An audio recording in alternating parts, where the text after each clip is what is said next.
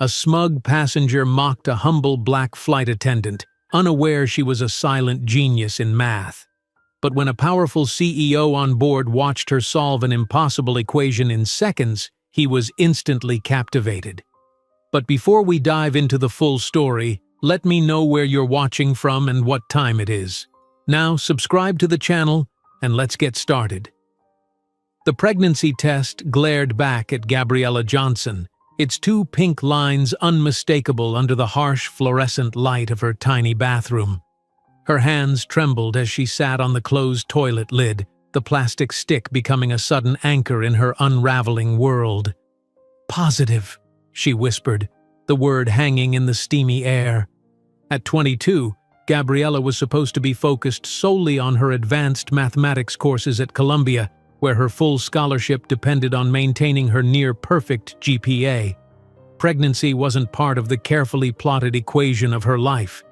Yet here it was, an unexpected variable changing everything. She pressed her palm against her still flat stomach, mind racing through calculations more complex than any she'd faced in her differential equations class. 6 months. She and Marcus had been together only 6 months. The memory of their first meeting floated to the surface. The charity gala at the Metropolitan Museum of Art had been intimidating for a scholarship student from the Bronx. She'd been there only because her advanced algorithms professor had insisted she network with potential employers and investors. "Mathematics has practical applications beyond academia, Ms. Johnson," he'd said, handing her the invitation. "These people need to see what that brilliant mind of yours can do." She'd worn her only formal dress, a navy blue number purchased from a consignment shop, and felt painfully out of place among diamonds and designer labels. Then Marcus Reynolds had approached her, champagne flute in hand, intrigued by the conversation he'd overheard between her and a finance professor. "Did I hear you say you've developed a predictive algorithm for market volatility?" he'd asked, his interest seemingly genuine. Handsome in that polished, privileged way of men who'd never questioned their place in the world, Marcus had the kind of confidence Gabriella had always found both attractive and intimidating. When she'd explained her theories, expecting his eyes to glaze over as they often did when she discussed her work, he'd instead leaned closer. The Reynolds investments would pay a fortune for that kind of predictive capability.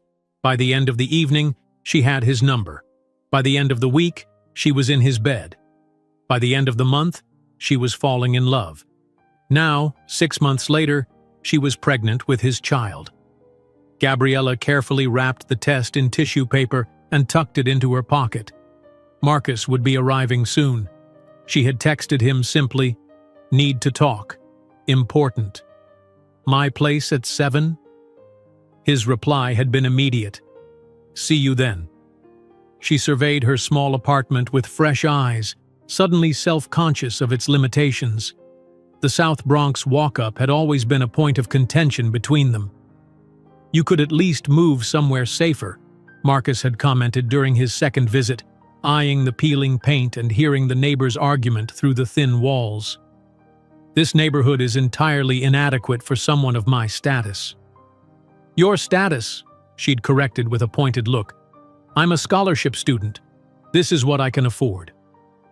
Now she frantically tidied the cramped living space, aligning her textbooks on the coffee table, straightening the framed photo of her late parents, fluffing the worn cushions of her second-hand couch. As if domestic order could somehow cushion the impact of the news she needed to deliver, the radiator clanked and hissed, fighting against January's bitter chill.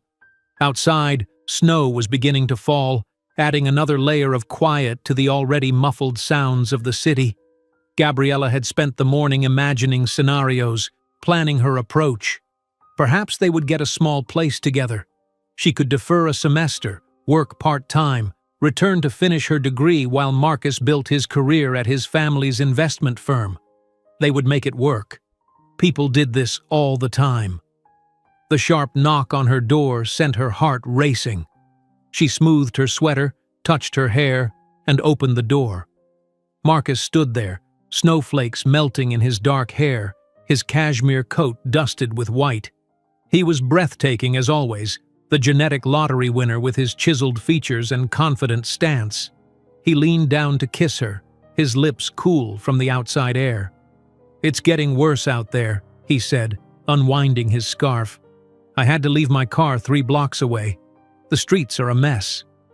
"Thank you for coming," she said, helping him with his coat, the domestic gesture feeling suddenly significant. "Would you like some tea? I just made a pot."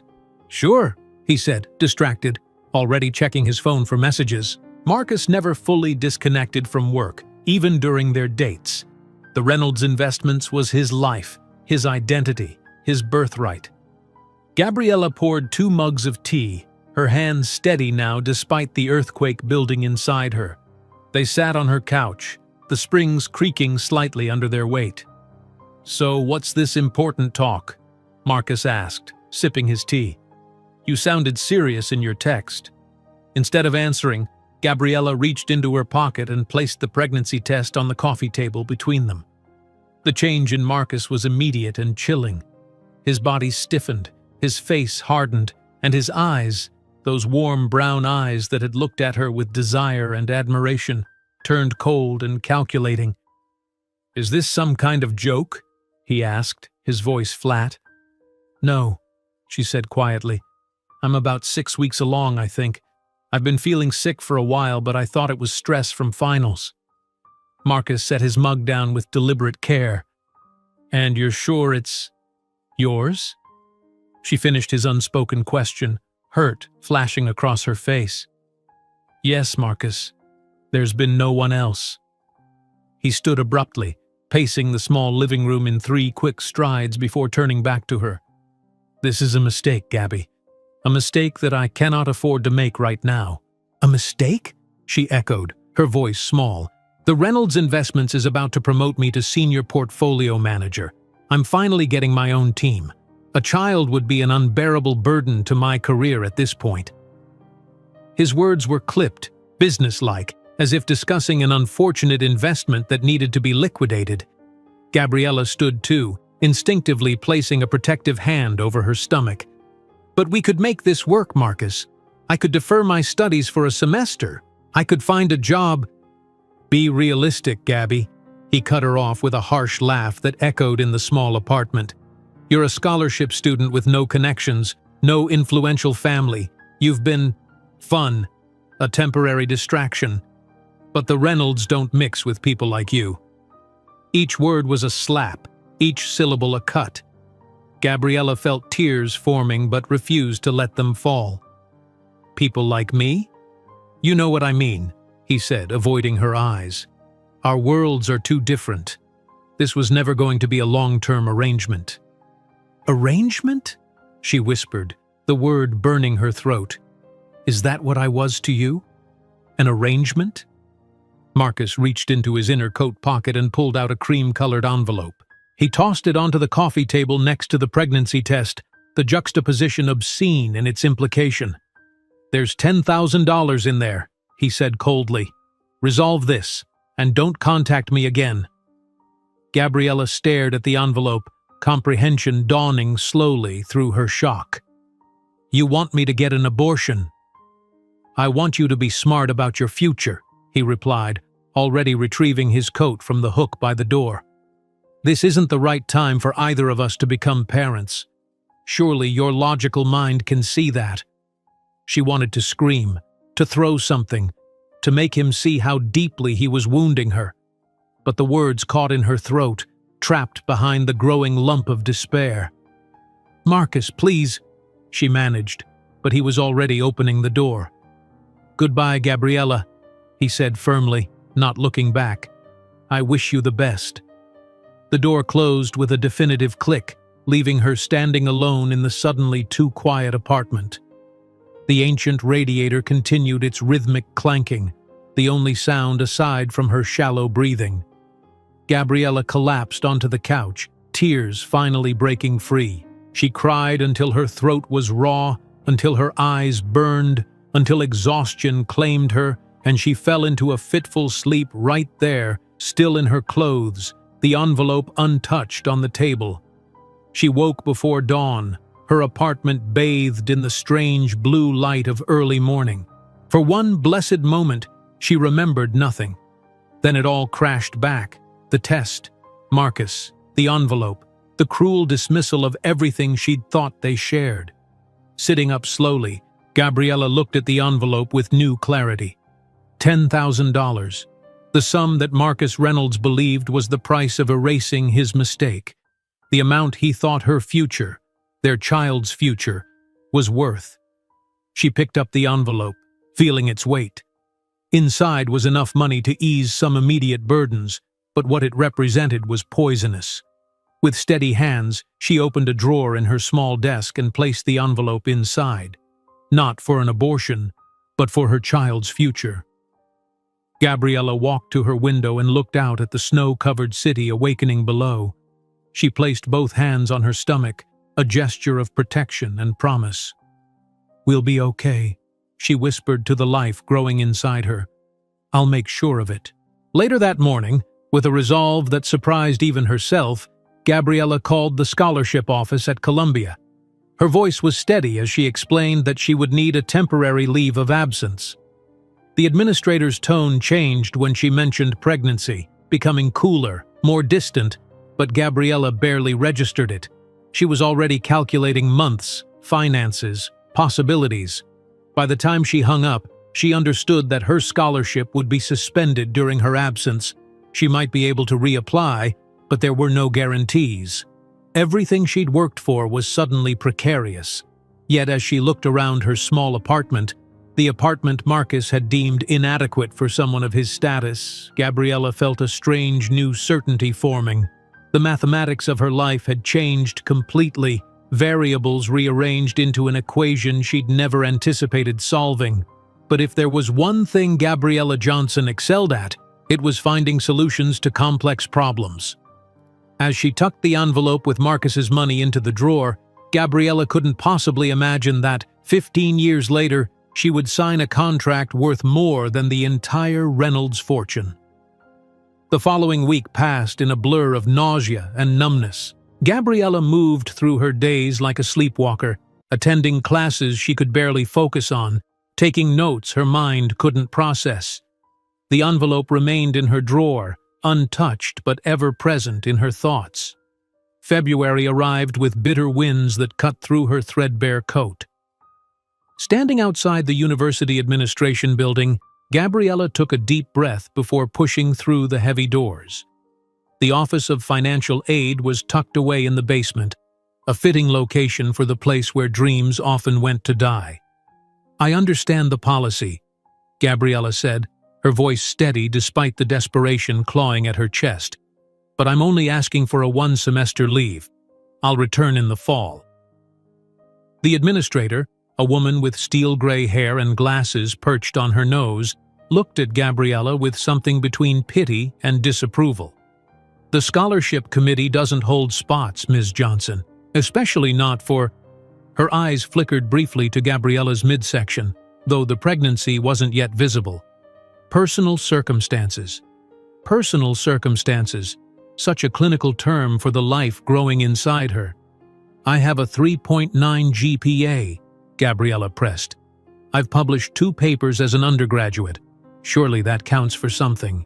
"It counted when you were awarded the scholarship," the woman replied, her tone softening slightly.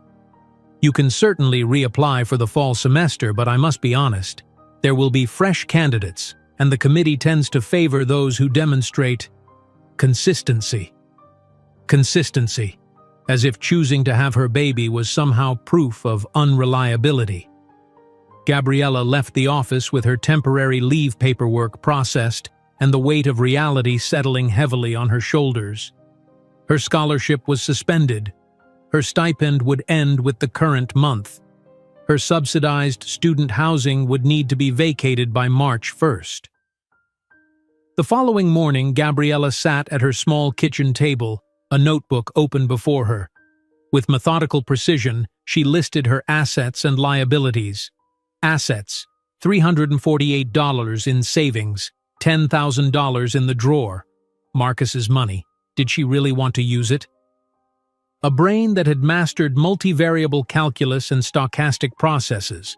Liabilities, rent due in 2 weeks, no income, pregnancy that would become increasingly visible, no family support, parents both gone, no siblings, distant relatives scattered and uninvolved. She circled brain twice. That would have to be enough. The interview for the receptionist position at the Bronx Medical Clinic was her first ray of hope. Gabriella arrived 20 minutes early, her resume printed on the last of her good paper, her one blazer carefully steamed to hide the fact that it was second-hand. "You're overqualified," said Dr. Patel, reviewing her resume with raised eyebrows. "A mathematics major from Columbia wanting to answer phones?" Gabriella tugged the blazer closed, hoping it concealed the slight thickening of her waist at 4 months pregnant. "I'm taking a semester off for personal reasons. I need the income, and I'm excellent with organization and details." Dr. Patel studied her for a moment. "The hours are 7 to 3, Monday through Friday. The pay is $14 an hour. We need someone who can start immediately." "I can start tomorrow," Gabriella said, relief washing through her. One job secured, but the math didn't add up. The clinic position would barely cover rent on even the cheapest apartment. So that afternoon, she walked into Marlene's diner on 149th Street, swallowing her pride as she asked for an application. "Ever waitressed before, honey?" asked the manager, a woman with bottle-red hair and lined eyes that had seen it all. "No, but I'm a quick learner," Gabriella replied, her smile practiced and steady. "I'm good with numbers and memorization.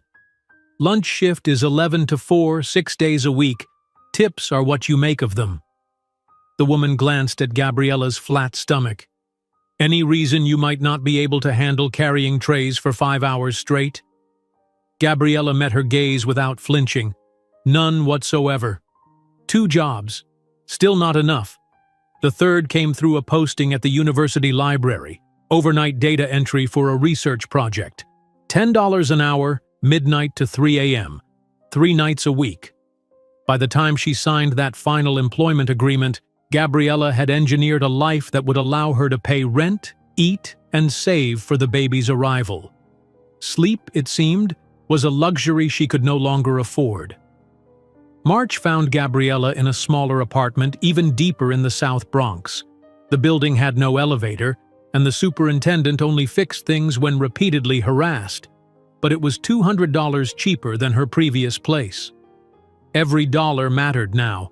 Her days took on a punishing rhythm. Alarm at 5:30. Shower in lukewarm water. The building's hot water was unreliable at best. Bus to the clinic by 6:45.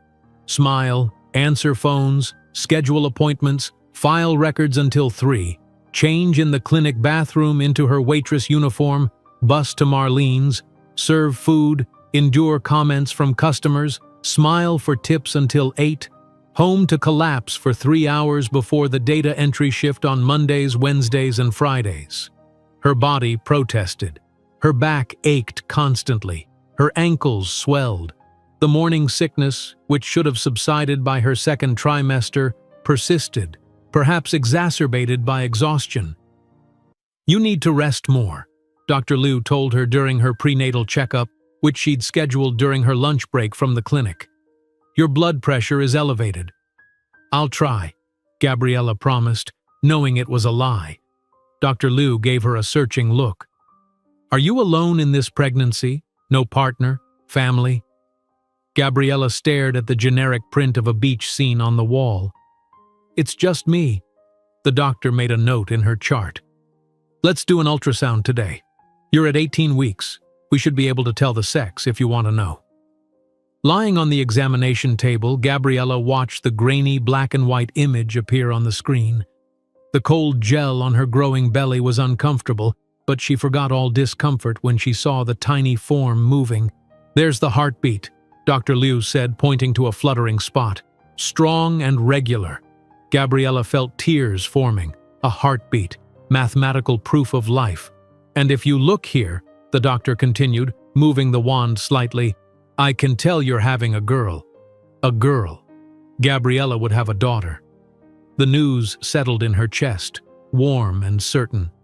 "She'll be extraordinary," she whispered, more to herself than to the doctor. Dr. Liu smiled. "I'm sure she will. Now, about your work schedule." "I can't change it," Gabriella interrupted gently. "I've calculated the minimum I need to earn before she arrives, and this is the only way." The doctor sighed but didn't argue further. May brought suffocating heat to the city, making Gabriella's now visible pregnancy even more uncomfortable. The clinic was air-conditioned, a small mercy during her morning shift. The diner was not, and customers seemed to tip less when served by a visibly pregnant waitress. Some looked at her left hand, noting the absence of a ring, and their expressions would shift from neutral to judgmental in an instant. "Don't let them get to you," said Tanya, another waitress and a single mother herself. "Men like that, they knock up girls then walk away, but somehow we're the ones they look down on." Gabriella thought of Marcus, wondered if he ever thought of her, of the child they had created. She doubted it. In his world, problems were solved with checkbooks and then forgotten. By July, Gabriella had established a careful routine for her 3 jobs. The clinic administrators had been understanding about her pregnancy, allowing her more frequent breaks. The diner manager was less accommodating but needed staff too desperately to make an issue of it. The data entry supervisor never saw her in person. She picked up files and dropped them off through a submission box. Her small apartment was gradually acquiring the necessities for a baby: a second-hand crib from a church donation center, a changing table found on the curb and meticulously sanitized, onesies and diapers purchased 1 pack at a time with carefully budgeted money. August was the cruelest month. 8 months pregnant, Gabriella's body was a battlefield of discomfort. Her feet swelled so badly that she had to buy shoes a size larger. The clinic director had mercifully moved her to a position where she could sit more often, but the diner was becoming unbearable. "You're scaring the customers," the manager said bluntly one day, "looking like you might pop right next to their meatloaf." "I need 2 more weeks," Gabriella pleaded. "My maternity leave from the clinic won't kick in until the baby arrives, and I need every dollar until then." The manager sighed heavily. "Fine, but you're on register only from now on. No more floor service." It was a pay cut. Register meant no tips, but Gabriella couldn't argue. She could barely carry a tray of drinks without her back screaming in protest. September 8th. After a 16-hour labor that she endured largely alone, Tanya from the diner had come for 2 hours but had to leave for her shift. Gabriella gave birth to a 7-pound, 3-ounce girl with a full head of dark hair and eyes that, when briefly open, seemed to take in the world with unusual alertness. "What name should we put on the birth certificate?" asked the nurse. "Zoe," Gabriella answered without hesitation. "Zoe Johnson." She'd chosen the name months ago, liking its meaning, life, and its mathematical elegance. 3 letters, symmetrical, complete. 3 days later, with stitches still healing and breasts painfully engorged with milk, Gabriella was back at the clinic reception desk. Mrs. Martinez, an elderly neighbor who had taken a shine to Gabriella during her pregnancy, had agreed to watch Zoe for $20 a day, a steep price that consumed nearly half her clinic wages, but the only option available. "You should be home with your baby," Dr. Patel said disapprovingly when he saw her at the desk. "I should be doing a lot of things," Gabriella replied with a tired smile. "But right now, I need to be earning a paycheck." That evening, exhausted beyond measure, Gabriella stopped at the diner to pick up her final paycheck. The television behind the counter was tuned to a financial news channel, and she froze when a familiar face appeared on the screen. Marcus Reynolds, looking polished and confident, was being interviewed about the financial crisis gripping Wall Street. Lehman Brothers had collapsed just days before, and markets were in free fall. Reynolds Investments has weathered this storm through calculated decisions and elimination of superfluous liabilities, Marcus was saying, his voice as smooth and assured as she remembered. While others panicked, we maintained discipline.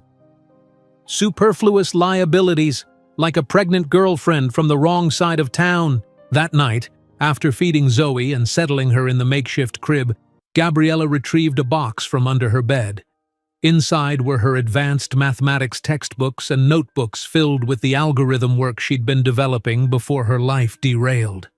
Her fingers trembled as she opened a notebook, but not from fear, from determination.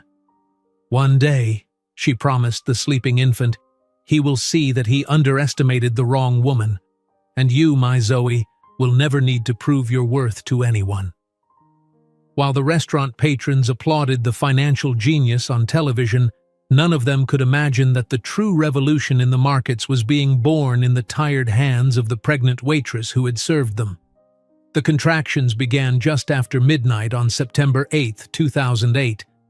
Gabriella was hunched over her laptop, inputting data for her night job when the first wave of pain rolled through her abdomen. She'd been experiencing Braxton Hicks contractions for weeks, but this was different. Sharper, more insistent. "Not yet," she whispered, one hand pressed against her swollen belly. "Just a few more days, little one." But Zoe, it seemed, had other plans. By 2 in the morning, the contractions were coming regularly, 5 minutes apart. Gabriella called Mrs. Martinez, who answered groggily but immediately understood the situation. "I'm coming over, mija," the elderly woman said. "You cannot go to the hospital alone." 40 minutes later, Gabriella sat in the back of a taxi, breathing through contractions while Mrs. Martinez held her hand. The city streets were eerily empty, giving their journey to Bronx Lebanon Hospital an apocalyptic feel. "The father?" asked the intake nurse as Gabriella clutched the edge of the counter, another contraction ripping through her.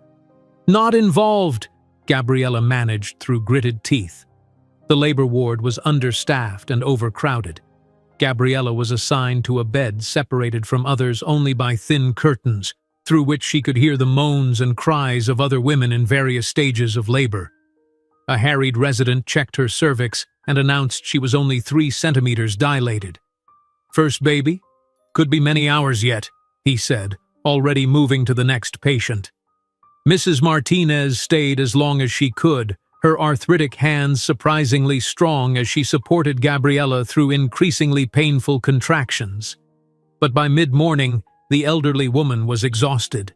"I must go home to take my medicines," she apologized. "My daughter will come check on you after her shift." Gabriella nodded, unable to speak as another contraction peaked. Once Mrs. Martinez left, the reality of her solitude crashed over her. All around were women with partners, mothers, sisters, someone to advocate for them, to wipe their brows, to whisper encouragement. A nurse named Fatima noticed. During her rounds, she began stopping more frequently at Gabriella's bed, offering ice chips and gentle reassurance. "You're doing beautifully," she said, checking Gabriella's progress. 6 centimeters now." The hours blurred together in a haze of pain, sweat, and determination. Outside the hospital windows, the September sun rose high and then began its descent while Gabriella's world narrowed to the rhythm of contractions and the fierce focus required to endure them. At 7 in the evening, Tanya from the diner arrived, still in her uniform. "Sorry I couldn't come sooner," she said, taking the chair beside Gabriella's bed. "Marlene wouldn't let me leave until my shift ended." Having a familiar face present gave Gabriella a second wind. When the doctor announced she was fully dilated and ready to push, she felt a surge of renewed strength. "You can do this," Tanya encouraged, holding her hand. "You're the toughest woman I know." Pushing was another universe of pain, one that made the contractions seem gentle by comparison. Gabriella bore down with all her strength, the mathematical precision of her mind calculating the intervals between efforts, optimizing her energy expenditure as if it were a complex equation to be solved. "I see the head," the doctor announced. "One more big push." Gabriella summoned her last reserves of strength and pushed while a radio in the delivery room announced breaking news about financial markets in chaos. At 9:42 p.m., as Lehman Brothers' collapse sent shockwaves through the global economy, Zoe Johnson entered the world with a powerful cry that seemed to announce her arrival with defiance. "A girl, as expected," the doctor said, placing the squirming, vernix-covered infant on Gabriella's chest. The world stopped.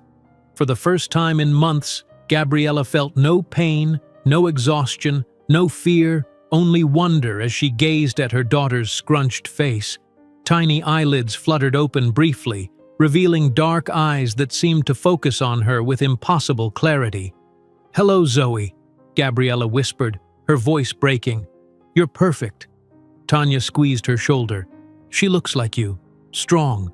In that moment, looking at the miraculous being she had created, Gabriella felt a fierce love unlike anything she'd ever experienced. This was what Marcus had thrown away, this perfect, innocent life. His loss was immeasurable. "And we're going to show the world what we're capable of," she added softly. 2 days later, against medical advice, Gabriella checked herself out of the hospital. She couldn't afford another day's charges, and her maternity leave from the clinic wouldn't cover her expenses if she didn't return to work immediately. "You should rest for at least a week," the discharge nurse admonished, clearly disapproving. "I'll rest when I can afford to," Gabriella replied, carefully swaddling Zoe in a blanket Mrs. Martinez had knitted. No one came to drive them home, no proud grandparents, no doting father. Just Gabriella, her newborn daughter, and a taxi driver who looked nervously in his rearview mirror as if Zoe might explode at any moment. Their apartment seemed smaller now, the responsibilities looming larger. The makeshift nursery, really just a corner of Gabriella's bedroom, awaited its occupant. The second-hand crib was ready with clean sheets. Diapers and wipes were stacked neatly on the changing table. Mrs. Martinez came over that evening cooing over Zoe and bringing a pot of chicken soup. "You need strength to make good milk," she said, serving Gabriella a steaming bowl. "Now tell me your plan." The plan was precarious at best. Gabriella would return to the clinic on Monday, just 5 days after giving birth. Mrs. Martinez would watch Zoe for $20 a day, which would consume nearly half of Gabriella's clinic wages. The data entry job could be done from home, thankfully, during Zoe's sleeping hours. $20 is too much for you right now," Mrs. Martinez said, waving away Gabriella's protest. 15 until you are stronger." That night, alone with her daughter for the first time, Gabriella experienced the terrifying weight of complete responsibility. Every sound Zoe made sent her rushing to the crib. Was she breathing? Was she too hot? Too cold? During one feeding at 3 in the morning, as Zoe suckled contentedly, Gabriella found herself talking to her daughter as if she could understand. "One day, we'll have our own company," she whispered. "Zenith, like the highest point, because that's where we're headed, you and I." Monday arrived too soon. Gabriella's body screamed in protest as she dressed for work, her breasts painfully engorged, her stitches still raw. Leaving Zoe with Mrs. Martinez felt like leaving a vital organ behind. "She will be fine," the older woman assured her. "Babies are stronger than we think." The clinic staff welcomed her back with surprise and concern. "You just gave birth," Dr. Patel said, frowning. "Most women take at least 6 weeks." "Most women have partners or family support," Gabriella replied simply. By mid-morning, her breasts were leaking through the nursing pads and onto her blouse. She retreated to the staff bathroom every few hours to pump, storing the milk in the break room refrigerator for Zoe. The physical discomfort was constant, but it was the emotional pain of separation that cut deepest. That first week established a grueling pattern. Mornings at the clinic, evenings with Zoe, nights split between caring for her newborn and working on data entry. Sleep came in 90-minute increments between feedings. Gabriella moved through her days in a fog of exhaustion, her body still healing, her mind constantly calculating finances and schedules. Tanya visited on Saturday, bringing baby clothes her own children had outgrown. "You look like death," she said bluntly. "When was the last time you slept more than 2 hours straight?" Gabriella couldn't remember. "Zoe needs to eat every 3 hours, and then there's the data entry." "Give her to me," Tanya said, taking the baby. "You sleep for 4 hours. No arguments." That brief respite was like oxygen to a drowning woman. When Gabriella woke, her mind was clearer than it had been in weeks. She found Tanya in the living room, Zoe sleeping peacefully in her arms while the television played softly in the background. Market turbulence continues as investors respond to the Lehman Brothers collapse, a financial analyst was saying. The camera cut to a panel of experts, and Gabriella's heart stopped. There was Marcus, immaculate in a charcoal suit, his expression serious and authoritative. Reynolds Investments has weathered this storm through calculated decisions and elimination of superfluous liabilities, he was saying, his voice as confident as ever. While others panicked, we maintained discipline. Tanya noticed Gabriella's frozen posture. You okay? That's him, Gabriella said quietly, Zoe's father. Tanya studied the man on screen, then looked at the sleeping baby. Well, she got his chin, poor thing, but she got your brains, thank God. Later that night, after Tanya left and Zoe was fed and settled, Gabriella found herself unable to sleep despite her exhaustion. Marcus's words echoed in her mind. Elimination of superfluous liabilities. Is that what she and Zoe had been to him? Liabilities to be eliminated for the sake of his career? With sudden determination, Gabriella pulled a box from under her bed. Inside were her advanced mathematics textbooks and the notebooks containing her algorithm work from Columbia.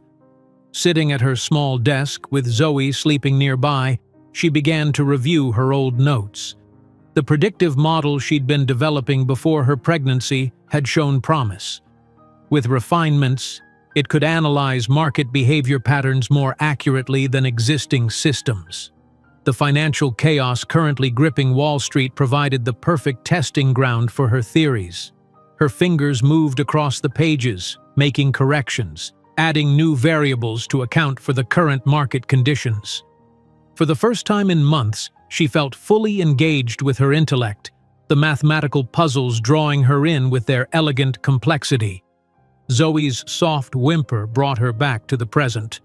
Setting aside the notebook, Gabriella lifted her daughter, cradling her close as she prepared to nurse. One day, she promised the infant, who gazed up at her with dark, alert eyes, he will see that he underestimated the wrong woman. And you, my Zoe, will never need to prove your worth to anyone. The city lights flickered outside her window as financial systems collapsed and fortunes were lost. But in that small Bronx apartment, illuminated only by a desk lamp, a different kind of foundation was being built, one that would eventually reshape the very markets now in turmoil. While Gabriella signed her name on Zoe's birth certificate in that understaffed hospital, she couldn't know that in 15 years, that same name would grace a scholarship at Columbia created specifically for single mothers in STEM fields. January brought a cruel wind to New York City, whistling through the gaps in Gabriella's apartment windows as she packed Zoe's diaper bag with meticulous precision. The baby, now 4 months old, watched from her bouncer with those startlingly alert eyes that seemed to absorb everything. Today's a big day, Gabriella told her daughter, carefully folding an extra onesie. Mommy's going back to school. The decision to return to Columbia for the spring semester had not been made lightly. For weeks, Gabriella had run the calculations, plotting income against expenses, childcare costs against future earning potential. The partial scholarship she'd been offered wasn't as generous as her original full ride, but combined with her savings from the clinic job and the still untouched envelope from Marcus, it would be enough, barely, to see them through until May. Mrs. Martinez had agreed to watch Zoe 3 days a week, and Gabriella had arranged her course schedule to condense her classes into those days. The other 2 weekdays would be split between the clinic and independent study. It's going to work, Gabriella said, more to reassure herself than inform Zoe. We're going to make it work. The campus felt simultaneously familiar and foreign as Gabriella navigated the paths between buildings, Zoe strapped to her chest in a baby carrier. Students streamed past, many barely giving her a second glance, though some stared openly at the young mother with a baby among them. Her first class was Advanced Differential Equations, a course she'd been looking forward to before her life had taken its unexpected turn. Standing outside the lecture hall, she hesitated. What if Zoe cried? What if this was a mistake? "You planning to attend or just audit from the hallway?" came a voice behind her. Gabriella turned to find Professor Liu, her former calculus instructor, regarding her with a raised eyebrow and the hint of a smile. I wasn't sure if I could bring her in," Gabriella explained, adjusting Zoe's carrier. Professor Liu's eyes softened. "University policy technically says no, but I've never been one for technicalities when they stand in the way of education. Come on." The lecture hall was large, with stadium seating and excellent acoustics, both a blessing and a potential disaster if Zoe decided to exercise her developing lungs. Gabriella chose a seat in the back row near the exit and carefully arranged her notebook and textbook on the small desk. The professor, a white-haired man with thick glasses and a bow tie, began his lecture precisely on time. "Welcome to Advanced Differential Equations. I am Professor Thornton, and I expect—" He stopped mid-sentence, his gaze locked on Gabriella and Zoe. "Madam, there are no infants allowed in this classroom." The room fell silent. 50 pairs of eyes turned to stare at Gabriella, who felt her face flush with embarrassment. "I'm sorry," she began, gathering her things. "I'll go." "Actually, Professor Thornton," Professor Liu interrupted from the doorway, "this is Gabriella Johnson. She was top of my calculus class 2 years ago and has published 2 papers as an undergraduate. The baby is quiet, and I've already cleared her attendance with the department chair." This was a lie, as they both knew, but Professor Thornton merely harumphed and turned back to the board. "As I was saying, I expect complete focus and dedication in this course." Gabriella shot Professor Liu a grateful look, and the woman gave her a subtle nod before departing. The pattern was established that first day. Some professors, like Thornton, barely tolerated Zoe's presence. Others, recognizing Gabriella's determination, made accommodations.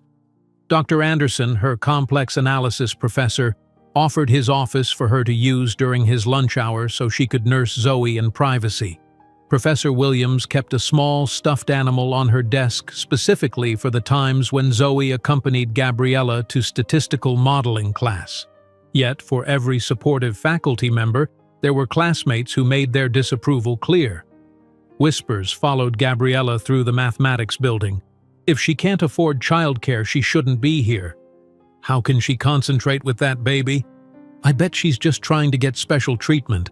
By the 3rd week, the constant judgment was wearing on Gabriella's already frayed nerves. After a particularly difficult day where Zoe had fussed through 2 classes, Gabriella found herself hiding in a bathroom stall, silent tears streaming down her face while Zoe finally slept against her chest. The bathroom door opened, and she quieted her breathing, not wanting to be discovered in this moment of weakness. "Gabriella, are you in here?" It was a woman's voice, vaguely familiar. Wiping her eyes quickly, Gabriella unlocked the stall door to find Jennifer Chen, a classmate from her statistical modeling course. "I thought I saw you come in here," Jennifer said, her expression concerned rather than judgmental. "Are you okay?" "Just tired," Gabriella admitted. "It's been a long day." Jennifer nodded, her eyes on the sleeping Zoe. "My sister had a baby during her sophomore year at NYU. I know how hard it is." She hesitated, then added, "Look, a few of us study in the mathematics library on Thursday evenings. You should join us. Quiet space, extra brains for problem sets." It was the first genuine offer of inclusion Gabriella had received since returning. "Thank you, I'd like that." The study group became a lifeline. Jennifer and 3 other graduate students, Amir, Sophia, and Marcus, a name that initially made Gabriella flinch, though this Marcus was a kind-eyed doctoral candidate from Nigeria, welcomed her and Zoe into their circle. They took turns holding the baby when Gabriella needed both hands to work through complex proofs, and shared their class notes for the days when Zoe's needs kept Gabriella from campus. "There's a small community of student parents," Sophia told her one evening, bouncing Zoe on her knee while Gabriella frantically completed a problem set due the next morning. We have a listserv where we share resources, hand-me-downs, even childcare swaps. This network of other struggling student parents proved invaluable. Through it, Gabriella found a pediatrician who offered sliding scale fees, a source for discounted textbooks, and most importantly, a rotation of childcare sharing that reduced her dependence on Mrs. Martinez's limited availability. Despite these supports, the semester remained brutally difficult. Gabriella survived on 4 hours of broken sleep most nights, studying after Zoe went down and waking to feed her every few hours.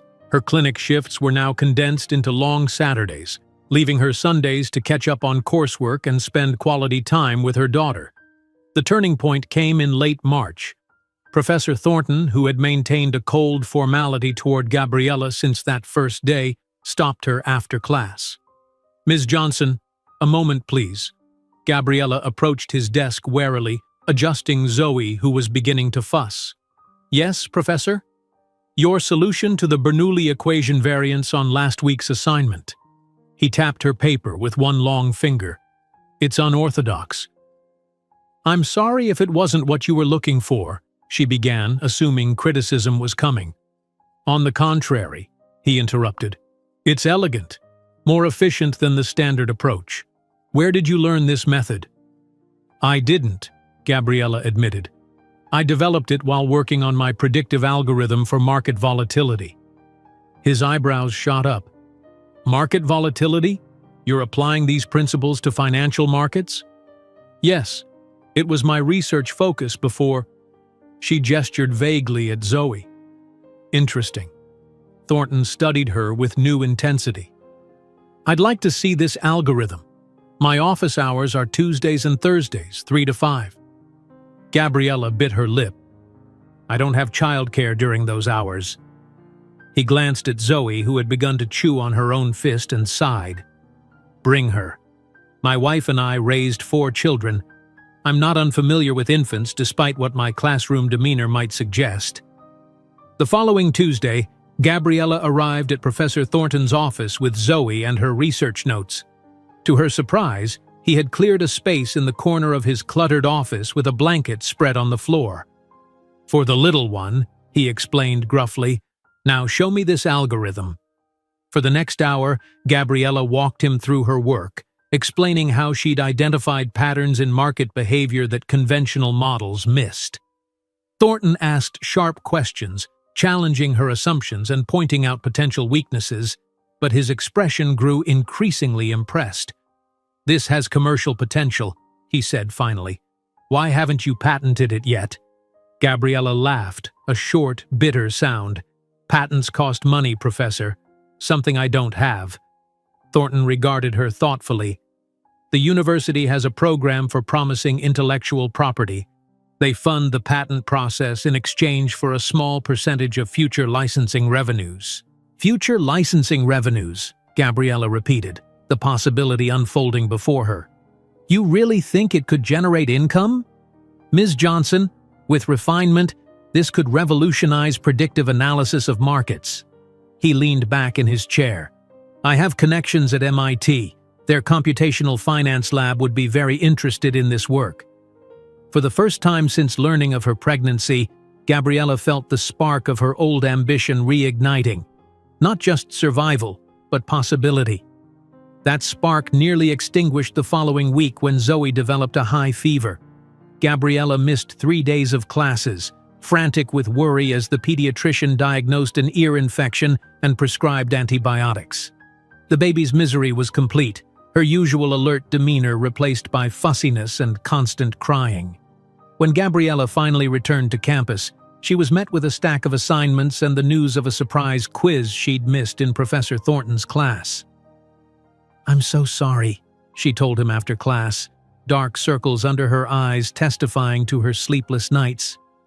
"Zoe was sick, and I couldn't—" "Your daughter's health comes first," he interrupted, surprising her.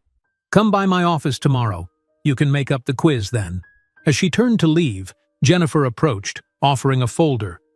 "My notes from the classes you missed, and problem set solutions, not to copy, just to check your work."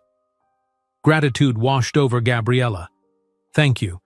I don't know how I'd manage without help."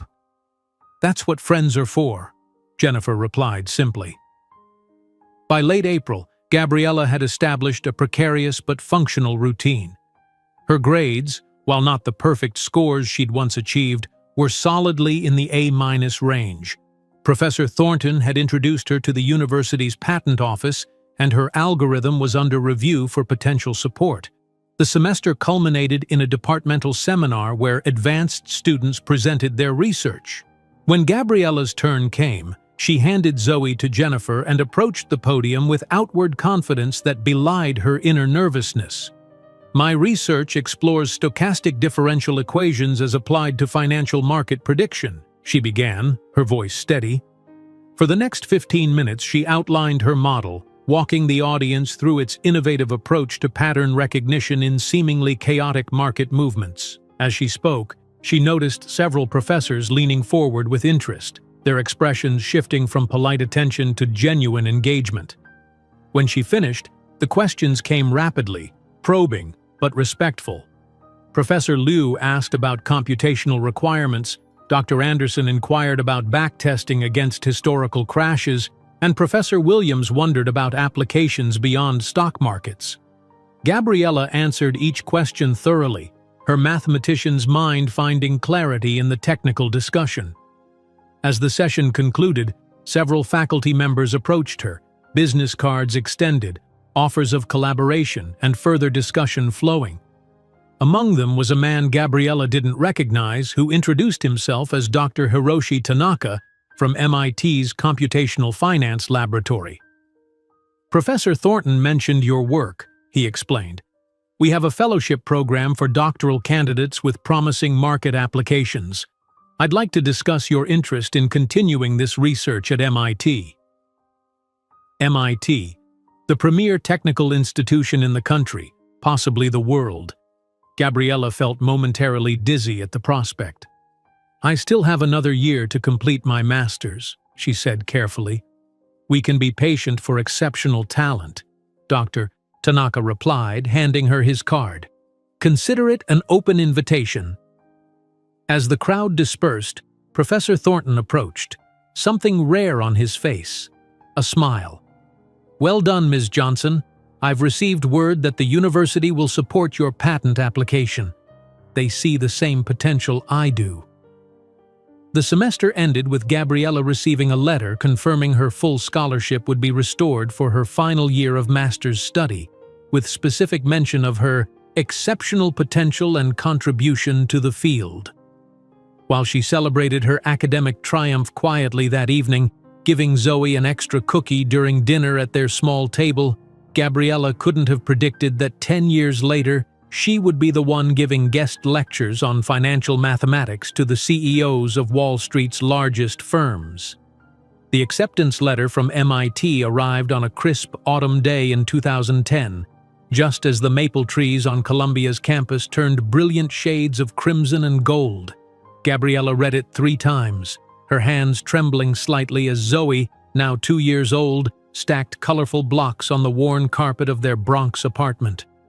"Full doctoral scholarship," she whispered, still unable to believe the words, "including housing stipend." The journey from that devastating night when Marcus had abandoned her to this moment felt simultaneously endless and compressed. In the 2 years since Zoe's birth, Gabriella had completed her master's degree with distinction, her thesis on predictive market algorithms earning special recognition from Columbia's mathematics department.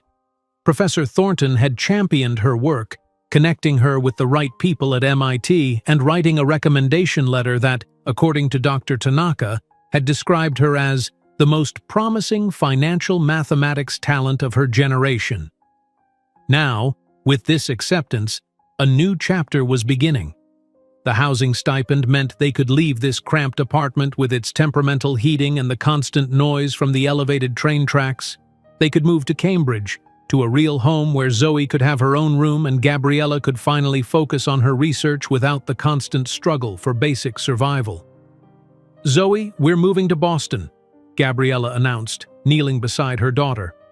The little girl looked up, her dark eyes, so like Gabriella's own, serious and questioning. "Boston?" she repeated, her vocabulary already extensive for a 2-year-old. "Yes, baby.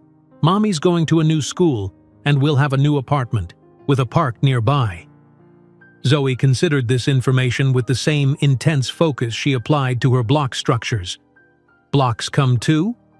Gabriella laughed, the sound lighter than it had been in years. "Yes, sweetheart. Your blocks will definitely come too." 3 weeks later, they stood in the center of their new Cambridge apartment. It was modest by most standards, a 2-bedroom unit in a graduate housing complex, but to Gabriella, it was palatial. Clean walls without water stains, windows that sealed properly against the cold, working appliances, a security system at the building entrance. "Which room is mine?" Zoe asked, her small hand clasped in Gabriella's as they toured the space. "This one," Gabriella said, leading her to the smaller bedroom that overlooked a courtyard with trees. "We can paint it any color you like." Zoe's eyes widened. "Green? Like turtles?" "Exactly like turtles," Gabriella agreed, making a mental note to buy paint that weekend. The MIT campus welcomed Gabriella with its imposing brick buildings and atmosphere of intense intellectual pursuit. Her doctoral program in mathematics with a specialization in computational finance placed her among some of the brightest minds in the field.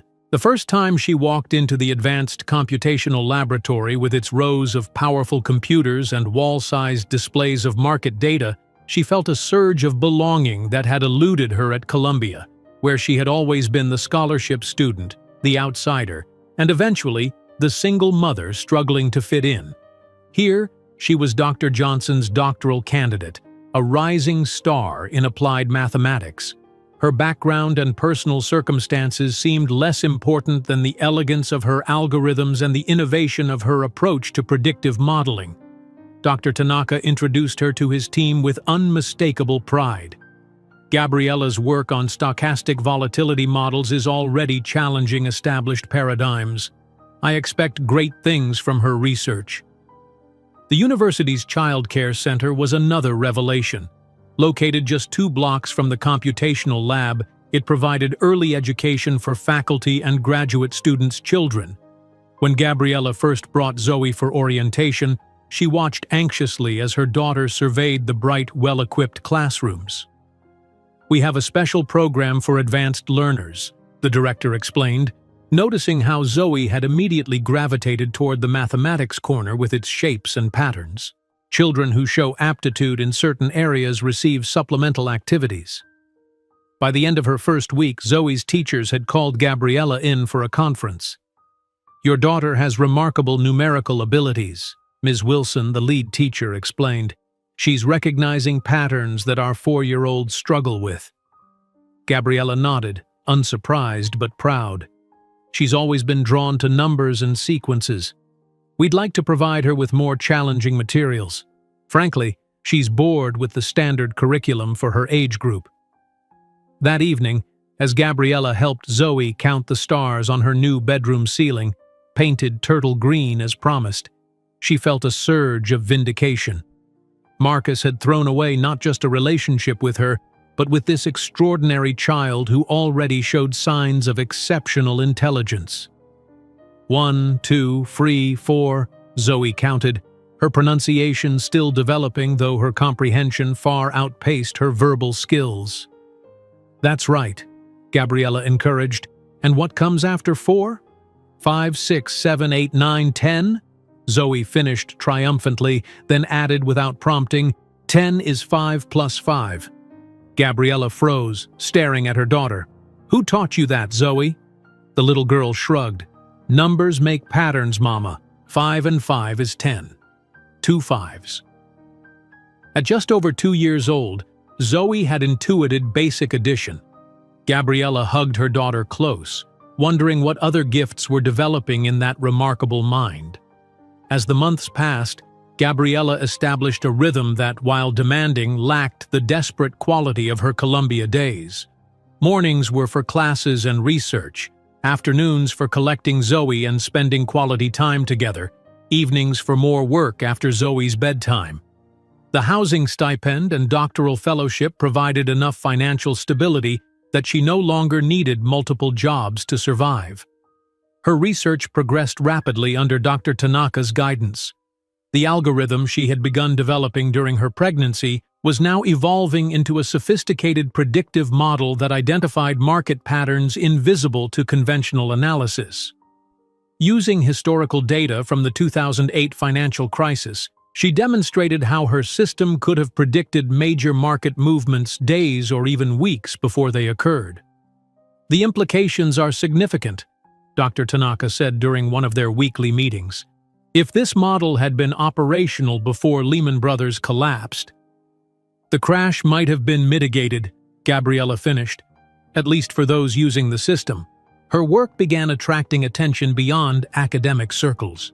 In the spring of 2011, Professor Thornton visited from Columbia, bringing with him Vincent Chen, a venture capitalist from Silicon Valley who specialized in financial technology startups.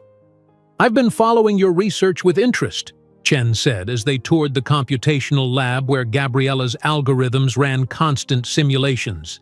"The accuracy rates you're achieving are unprecedented."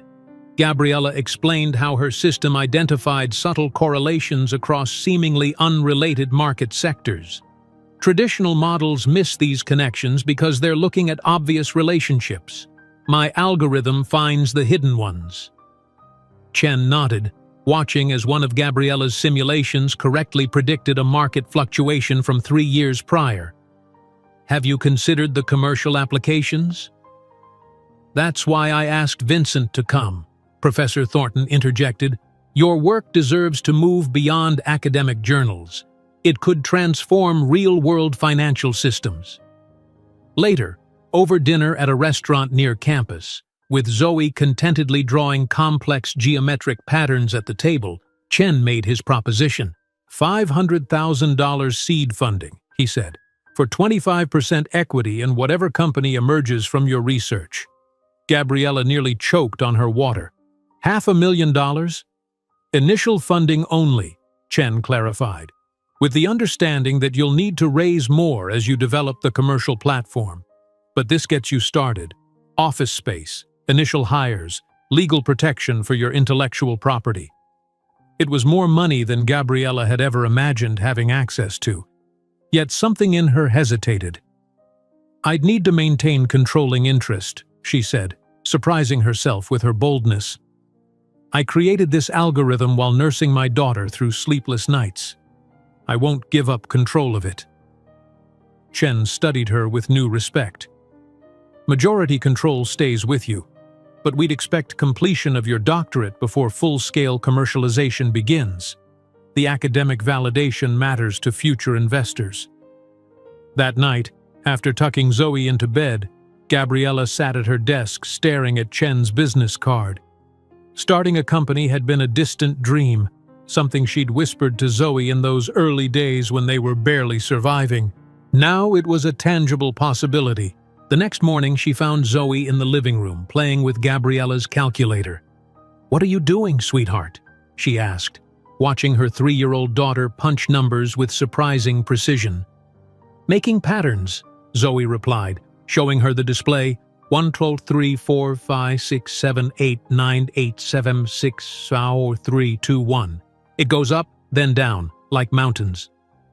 Gabriella sat beside her daughter, wondering not for the first time what remarkable neural connections were forming in that young mind. "Do you like patterns, Zoe?" "Patterns are everywhere," the child replied matter-of-factly. "In numbers, in trees, in people." "In people?" Zoe nodded seriously. "People do same things over and over. That's patterns." Out of the mouths of babes, Gabriella thought. Wasn't that exactly what her algorithm did? Identify patterns in human financial behavior that repeated across different scales and time frames? That afternoon, Gabriella scheduled a meeting with Dr. Tanaka to discuss the venture capital offer. His response surprised her. "I've been waiting for someone to approach you," he admitted. "Your work has commercial implications that exceed what academic research can fully explore." You're not disappointed that I might focus on business applications? He smiled. The purpose of our research is to improve the world, not just publish papers. Besides, you can do both. With Dr. Tanaka's blessing and Professor Thornton's continued mentorship, Gabriella spent the next week negotiating terms with Vincent Chen. The final agreement protected her intellectual property rights, guaranteed her majority ownership, and provided the initial capital to transform her algorithm from academic project to commercial product. As she signed the contract, her first ever business agreement, Gabriella thought of Marcus and his dismissive words. "You're a scholarship student with no connections, no influential family." Now she was a doctoral candidate at MIT with venture capital backing and a technology that could transform financial markets. That evening she took Zoe for ice cream to celebrate, though the child couldn't possibly understand the significance of the day. As Zoe methodically sorted her sprinkles by color before eating them, Gabriella watched her with overwhelming love and a touch of wonder. "We're going to build something important together," she told her daughter. "Something that will change people's lives." Zoe looked up from her careful sorting. "Like patterns?" Gabriella smiled. "Exactly like patterns, baby. We're going to show the world the patterns they can't see." When she signed that first investment contract for $500,000, neither Gabriella nor the investors could imagine that, in just 8 years, that same technology would be valued at $4 billion. The small office space in Cambridge, Massachusetts, felt cavernous to Gabriella as she stood in its center, keys clutched tightly in her hand. 2 desks, 3 chairs, and a whiteboard comprised the entire furnishing of what was now, officially, the headquarters of Zenith Analytics. Through the single window, early morning light cast long shadows across the bare floor. "So this is it," said Eric Chen, the MIT computer science graduate who had become her first employee. "Our corporate empire begins." Gabriella laughed, the sound echoing slightly in the empty space. Not exactly the gleaming skyscraper most people envision when they hear startup. "Every giant began as something tiny," Eric replied, setting his laptop bag on one of the desks. "Apple started in a garage, right?" At 28 years old, Dr. Gabriella Johnson was now officially a CEO, though the title felt oversized and awkward, like a child playing dress-up in adult clothes. The doctoral dissertation that had earned her a PhD from MIT just 3 months earlier was now the foundation of a business venture backed by $500,000 in seed funding. "Mommy, can I draw here?" 5-year-old Zoe asked, pointing to the whiteboard mounted on the wall. "Of course, sweetheart. That side can be yours." Gabriella handed her daughter a set of dry erase markers, watching as the child immediately began creating geometric patterns with remarkable precision. After 15 minutes of intense concentration, Zoe stepped back. "Look, it's for Zenith." Gabriella examined her daughter's creation, a stylized star with an upward trajectory, simple yet immediately recognizable. "It's beautiful, Zoe. What made you think of this?" "Zenith means the highest point," Zoe explained matter-of-factly. "A star going up makes sense." Eric walked over, impressed. "That's actually really good. Better than the designs the branding consultant showed us yesterday." And that was how Zenith Analytics got its logo, from the instinctive creativity of a 5-year-old mathematical prodigy who understood, perhaps better than anyone, what her mother was building. The first 6 months of Zenith's existence were a crash course in business realities that no academic preparation could have adequately covered. Gabriella quickly learned that brilliant algorithms alone didn't create a sustainable company. There were patents to file, legal structures to establish, market analyses to conduct, and the constant pressure to translate complex mathematical concepts into language investors and potential clients could understand. Her first meeting with representatives from a mid-sized hedge fund was a sobering experience. Seated across from 3 men in expensive suits, their skepticism barely concealed, Gabriella presented her predictive model with the same clarity and precision she'd used in academic conferences. The pattern recognition capabilities allow for detection of market shifts approximately 72 hours before conventional indicators, she explained, displaying simulation results on her laptop. "Impressive research, Dr. Johnson," said the oldest of the three, not bothering to hide his patronizing tone. "But we're not sure if we'd trust millions of dollars to a startup so young." The unspoken assessment hung in the air. A 28-year-old woman with no finance background was asking them to revolutionize their investment approach. "I understand your hesitation," Gabriella replied calmly. "That's why I'm offering a small-scale trial. $1 million, managed according to our predictive models, for 90 days. If we don't outperform your current system by at least 15%, you pay nothing for the trial." They left without committing, but the seed had been planted. Gabriella understood that in the male-dominated worlds of finance and technology, she would need to prove herself repeatedly, exceeding expectations that would never have been placed on a male counterpart. While Gabriella navigated the business world, Zoe was thriving in her specialized program for gifted children. Her mathematical abilities had accelerated beyond what even Gabriella had anticipated, with her teachers reporting that she was solving problems typically given to middle school students. "She has an intuitive grasp of number theory that's extremely rare," her mathematics enrichment teacher explained during a parent conference. "The way she visualizes abstract relationships, I've honestly never seen anything like it." Gabriella felt a complex mix of emotions: fierce pride in her daughter's gifts, gratitude that they had found a school that could nurture them, and a lingering sadness that Marcus would never know what an extraordinary child he had rejected. The delicate balance of motherhood and entrepreneurship often meant late nights at the office, with Zoe sleeping on the small couch Gabriella had added to their still sparse headquarters. On one such evening, as Gabriella worked frantically to prepare for a critical investor presentation, the office door opened unexpectedly. "Hello?" came an unfamiliar voice. Gabriella looked up to see a tall, bearded man in jeans and a faded MIT sweatshirt. "I'm sorry, we're closed," she said automatically.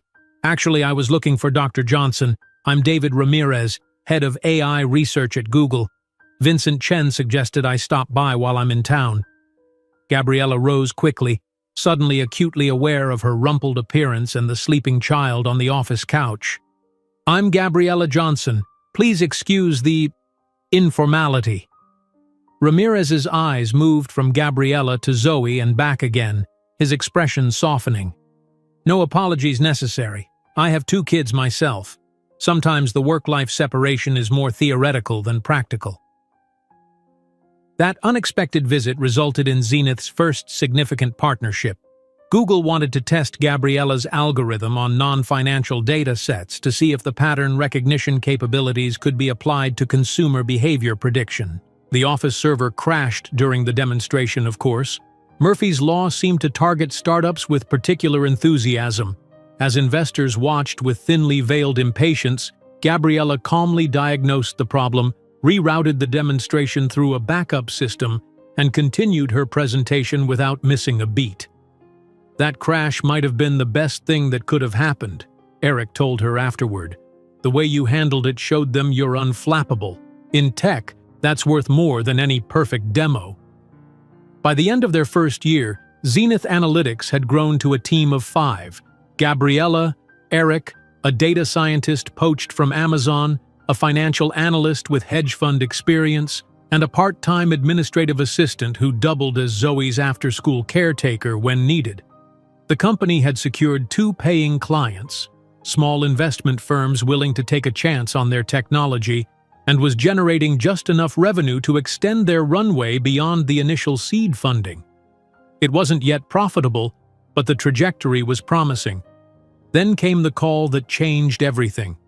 "Dr. Johnson, this is Margaret Chen from the Hamilton Fund." The voice on the phone was crisp, professional. "We've been running your algorithm against our historical trading data for the past quarter." Gabriella's heart raced. The Hamilton Fund was a prestigious hedge fund that had agreed to test Zenith's system without implementing it in actual trades. a low-risk evaluation that many firms used as a first step. "And?"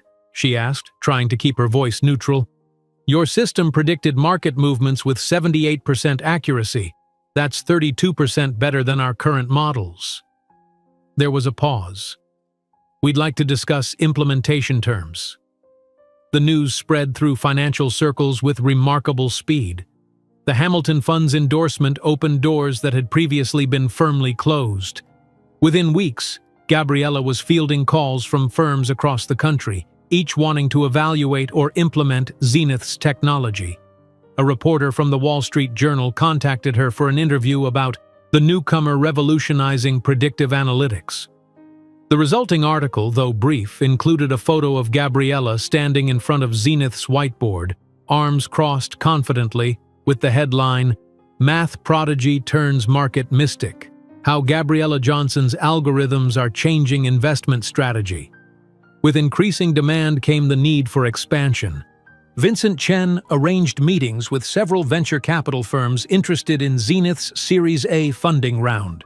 The negotiations were intense, with valuations and equity percentages debated late into the night. "They're offering $12 million for 20%, Vincent explained during one particularly grueling session. "That values Zenith at $60 million. Gabriella shook her head. "That's too much dilution. I won't go below 75% ownership." "Gabriella," Vincent said gently, "that's not how this works. You need the capital to scale, and investors need enough equity to justify their risk." "Then find me investors who understand that this is my company," she replied firmly. "I created this algorithm while nursing my daughter. I built this from nothing. I'm not giving away control to people who showed up after the hard part was done." Her insistence on maintaining majority ownership scared away some potential investors, but ultimately attracted others who respected her conviction and vision.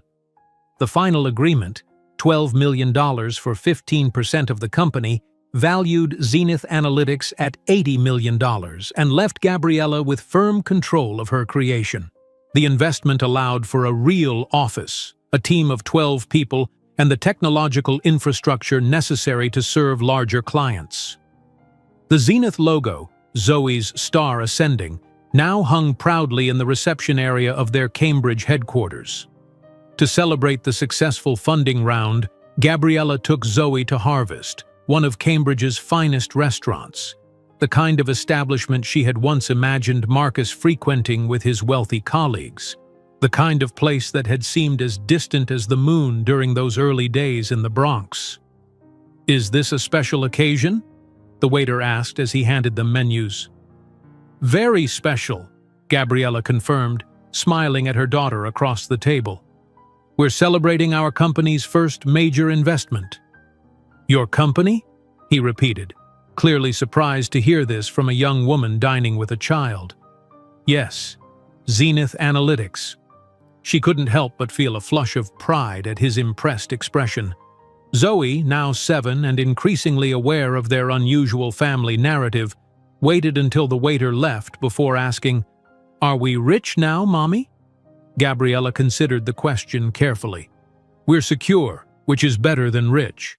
It means we don't have to worry about basics anymore, and we can build something important. Like how we don't have to choose between new shoes and new books anymore?" Zoe asked, referencing a painful decision from their leaner days. "Exactly like that," Gabriella confirmed, marveling at her daughter's perception. They toasted with sparkling grape juice and champagne, the child and the CEO, both wearing dresses they wouldn't have been able to afford a year earlier. As Gabriella watched Zoe methodically organizing her silverware in perfect geometric alignment, she felt a surreal sense of distance from the desperate young mother who had once counted coins for laundry while a newborn slept nearby. The journey was just beginning, but already they had traveled so far. While they toasted with grape juice and champagne in that elegant restaurant, Gabriella couldn't imagine that in just 3 years the Forbes would put her on the cover as the new face of financial technology, a magazine that would eventually find its way into Marcus Reynolds' hands. The framed Wall Street Journal article, "Math Prodigy Turns Market Mystic: hung prominently in the reception area of Zenith Analytics' new headquarters, a constant reminder of how far they had come. 3 years after that first celebration dinner with Zoe, Gabriella stood in the glass-walled conference room of their newly acquired building in downtown Boston, surveying the bustling office floor below. 200 employees now moved purposefully through the space that hummed with innovation and ambition. Software engineers clustered around monitors displaying complex data visualizations. Financial analysts conducted video conferences with clients across the globe. The research team, composed of mathematicians and computer scientists poached from tech giants and prestigious universities, occupied the entire East Wing.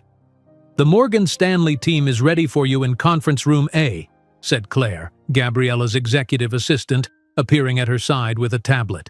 "And the Boston Globe photographer will be here at 2 for the Women in Tech feature." At 32, Gabriella Johnson had transformed from struggling single mother to one of Boston's most respected business leaders. Zenith Analytics had evolved from a promising startup to a technological powerhouse valued at over $1 billion, with clients ranging from Wall Street investment banks to government agencies seeking to harness the predictive power of her algorithms. "Thank you, Claire. Let them know I'll be there in 5 minutes," Gabriella replied, smoothing the lapel of her tailored Burberry suit, a far cry from the threadbare blazer she'd once worn to job interviews while pregnant. The reflection that greeted her in the conference room window showed a woman transformed. Gone was the exhausted student with dark circles under her eyes and clothes chosen for practicality rather than style.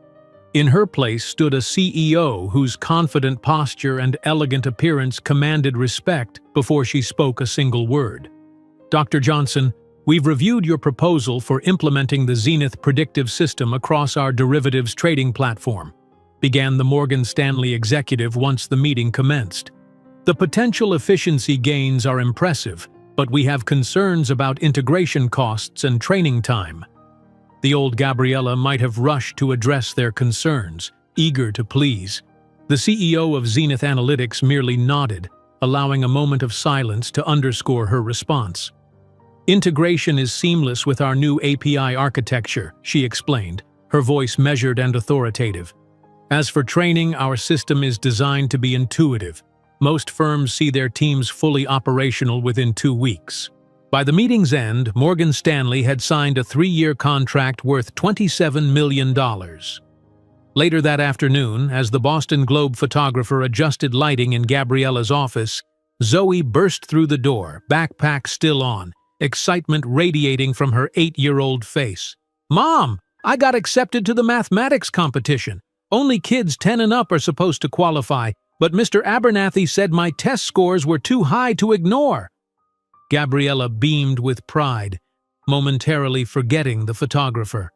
"That's incredible, sweetheart." The photographer lowered his camera, clearly intrigued. "Is this your daughter?" "Yes, this is Zoe," Gabriella confirmed, placing a hand on her daughter's shoulder. "Would you mind if I got a few shots of you both? The mother-daughter dynamic adds a compelling dimension to your story." The resulting photograph, Gabriella in her executive chair with Zoe perched on the desk beside her, both of them examining a complex equation on a tablet, became the opening image for the feature article. "The Algorithm Queen and Her Princess: How Gabriella Johnson is Redefining Tech Leadership While Raising a Mathematical Prodigy." As Zenith's reputation grew, so did the demands on Gabriella's time. Industry conferences, investor meetings, and media appearances competed with her desire to be present for Zoe's increasingly impressive academic journey. The solution came in the form of Dr. Eleanor Richards, a former MIT professor who had recently retired from teaching. "I'm proposing a unique arrangement," Gabriella explained during their interview. "I need someone who can serve as both educational consultant for Zenith and academic mentor for my daughter. Your background in applied mathematics and child development makes you uniquely qualified." Dr. Richards, a warm woman in her 60s with silver hair and sharp eyes, studied Gabriella thoughtfully. "Most CEOs separate their family needs from business operations. I'm not most CEOs," Gabriella replied simply, "and Zoe isn't most children."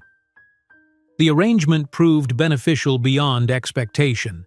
Dr. Richards helped develop educational outreach programs that enhanced Zenith's corporate reputation while ensuring Zoe received personalized instruction that challenged her extraordinary mind. When Gabriella traveled for business, Zoe often accompanied her, continuing her studies with Dr. Richards while experiencing different cities and cultures. In the summer of 2016, Gabriella made her most significant business decision yet, relocating Zenith's headquarters to a renovated historic building in Boston's financial district. The move positioned them physically at the heart of the financial world they were disrupting while providing space for their rapidly expanding team. "We're not just changing locations," she told her employees during the announcement. "We're making a statement about our place in the industry. We belong at the center, not the periphery." The new headquarters featured state-of-the-art research laboratories, collaborative workspaces, and, at Gabriella's insistence, a fully equipped STEM education center open to underserved Boston students.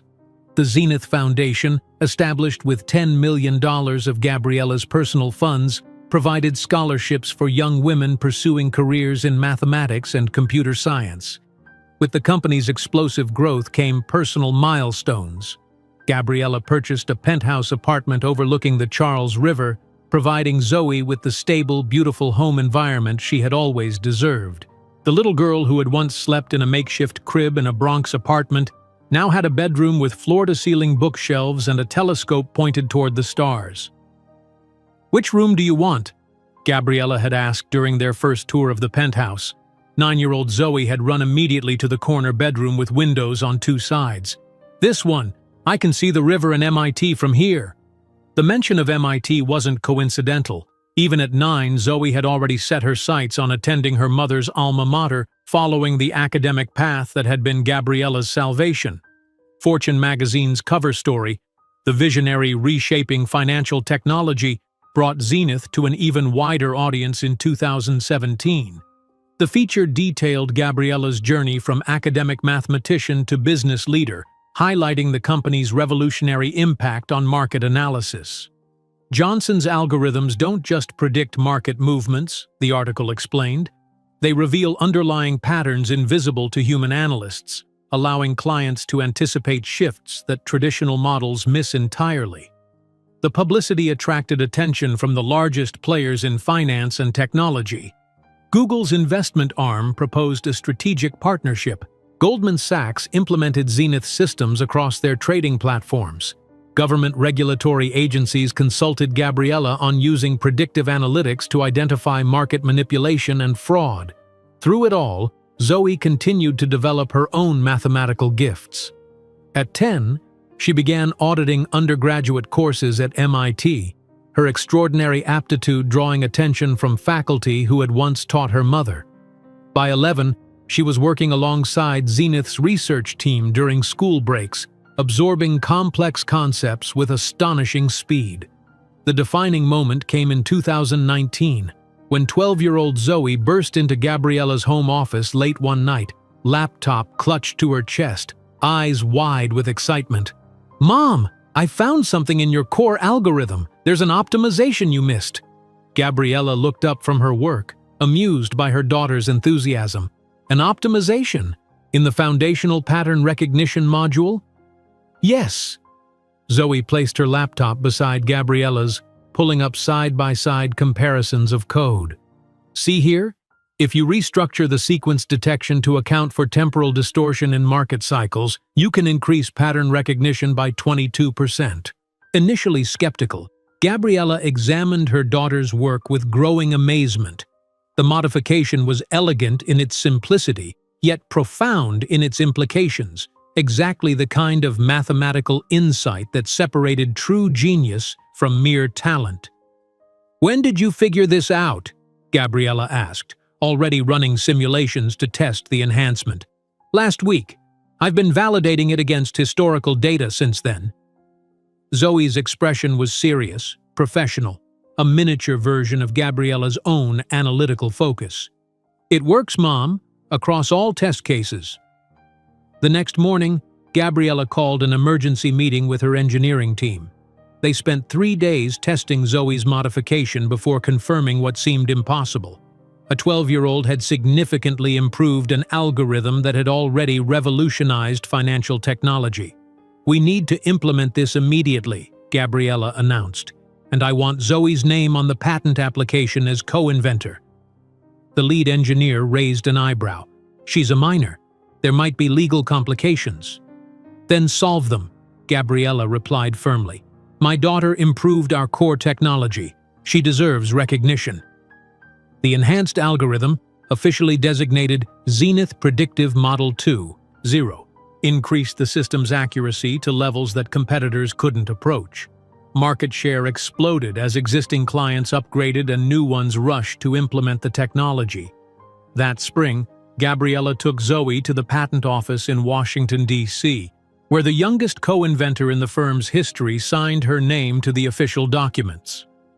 "Your first patent before you're 13, Gabriella said proudly as they left the building. "The first of many, I suspect." By 2020, Zenith Analytics had become a technological juggernaut. With over 700 employees and a valuation exceeding $4 billion, the company Gabriella had started in a tiny Cambridge office now occupied a prominent place in both the financial and technological landscapes. Zoe, now 13, was thriving academically and socially, dividing her time between a prestigious school for gifted students and independent research projects at MIT. Unlike many child prodigies, she remained well-adjusted and happy, a testament to Gabriella's determined parenting and the stable environment she had created despite their challenging beginning. The culmination of this extraordinary journey arrived in the form of a letter from MIT's prestigious Young Scholars Program, delivered to their penthouse on a sunny afternoon in April 2023. "Mom!" Zoe called from the kitchen, where she had been retrieving mail. "It's from MIT!" Gabriella emerged from her home office to find her 14-year-old daughter holding an envelope with trembling fingers. "Well, open it," she encouraged, though her own heart raced with anticipation. Zoe carefully broke the seal and unfolded the letter, her eyes scanning rapidly before looking up with an expression of pure joy. "I got in. They accepted me into the Young Scholars Program." The program, typically reserved for students 16 and older, represented the most elite educational opportunity available to mathematical prodigies. Acceptance meant Zoe would work directly with MIT's leading researchers while completing accelerated coursework toward an eventual degree. That evening they celebrated with a quiet dinner on their penthouse terrace, the lights of Boston twinkling below them like earthbound stars. "Are you proud of me?" Zoe asked suddenly, her voice carrying a rare vulnerability. Gabriella reached across the table to squeeze her daughter's hand. "More than I could ever express. You've achieved this through your own brilliance and hard work." "But I had you showing me the way," Zoe insisted. "You made all of this possible." Later, after Zoe had gone to bed, Gabriella stood at the window of her living room, contemplating the journey from that South Bronx apartment to this penthouse. The envelope Marcus had thrown on her coffee table 15 years ago, still kept in a locked drawer as a reminder, contained what had seemed like a fortune then. Now, Zoe's trust fund alone held $50 million, secured for her future regardless of what life might bring. The following morning, as Gabriella signed the documents confirming Zenith Analytics' latest valuation at $4 billion, she couldn't imagine that the next invitation on her desk, to be the keynote speaker at the Chicago Technology Conference, would place her face-to-face with the man who had sworn she wasn't enough. The invitation to keynote the Chicago Technology Conference arrived on embossed cardstock, hand-delivered to Zenith's headquarters by courier rather than email, a touch of old-world formality in the digital age. Gabriella turned the heavy invitation over in her hands, noting the list of featured speakers and attendees printed on the reverse side. Being selected as the main speaker represented yet another validation of Zenith's growing influence in the technology sector. "The board is thrilled about this," Natalie said, setting a cup of coffee on Gabriella's desk. Chicago tech is broadcast internationally, and the networking opportunities are unparalleled. Gabriella nodded, scanning the agenda. 2 days of panels, then my keynote on the final morning. We should prepare a special demonstration of the new predictive system. I've already asked the development team to create something visually impressive, Natalie confirmed. Oh, and I've compiled the list of confirmed attendees you requested. Several major investment firms will be sending representatives. Gabriella accepted the tablet Natalie offered, scrolling through the alphabetized list of companies and their delegates. Near the bottom, a name caught her eye, causing her finger to freeze mid-swipe. Reynolds Investments. Her heartbeat accelerated slightly, a physiological response she couldn't control despite the 15 years that had passed. Tapping on the entry revealed the company's representative, Marcus Reynolds, CEO. "Is everything all right?" Natalie asked, noticing Gabriella's sudden stillness. "Yes," Gabriella replied, her voice carefully neutral. "I see Reynolds Investments will be attending. Do we know their interest in our technology?" Natalie consulted her notes. "They've requested meetings 3 times in the past 6 months. Apparently they're looking to modernize their algorithmic trading systems. Claire has politely deflected so far, citing your schedule." A small, ironic smile touched Gabriella's lips. Reynolds Investments, the family company that Marcus had been so determined to prioritize over a relationship with her and their child, now wanted access to the technology she had created. "Marcus Reynolds will be representing them personally," Gabriella observed, proud that her voice revealed nothing of their shared history. "Yes," Natalie confirmed, oblivious to the significance. "Would you like me to arrange a meeting while you're both in Chicago? They've been quite persistent." Gabriella set the tablet down and turned to gaze out her office window at the Boston skyline. The coincidence, if it was indeed coincidence, seemed almost too perfect. After 15 years without contact, the universe had arranged for her and Marcus to be in the same place at the same time, with her in the position of power he had once held over her. "No," she decided. "If Reynolds Investments wants our technology, they can go through the standard channels like everyone else." That evening, as Gabriella reviewed her presentation notes in her penthouse, Zoe entered the living room with her laptop tucked under her arm. At 14, she was already taller than Gabriella had been at 22, with the same dark eyes and quick intelligence, but a self-assurance that Gabriella had only developed much later in life. "Mom, is it okay if I come with you to Chicago?" Zoe asked, settling onto the sofa. "Professor Hirsch says it would be educationally valuable to see you present the new system. He thinks the algorithmic modifications I suggested could be the basis for my first published paper." Gabriella looked up from her notes, momentarily forgetting about Marcus. "Of course. It would be good for you to see the business application of the theories you're working on." A peculiar thought occurred to her then. In Chicago, Marcus might see Zoe. Would he recognize his own features in her face? Would he realize what he had thrown away 15 years ago? "Mom?" Zoe's voice brought her back to the present. "You look like you're a million miles away." Gabriella hesitated, then made a decision. She had never hidden the truth from Zoe, adjusting details only to make them age-appropriate as her daughter grew. Now, at 14, with her exceptional emotional intelligence, Zoe deserved complete honesty. "The CEO of Reynolds Investments will be at the conference," she said carefully. "Marcus Reynolds, your biological father." Zoe's expression shifted subtly, curiosity replacing casualness. She closed her laptop, giving Gabriella her full attention. "The one who gave you money to solve the problem?" "Yes," Gabriella confirmed, wincing slightly at hearing her daughter refer to herself as a problem, even in quotation marks. "We haven't seen each other since before you were born." "Do you think he knows about me? About what you've accomplished?" Zoe asked, analytical even in matters of emotion. "I doubt it," Gabriella replied. "He made it clear he wanted no connection to us, and I've never reached out. Though our names have been in business publications, so perhaps he's made the connection."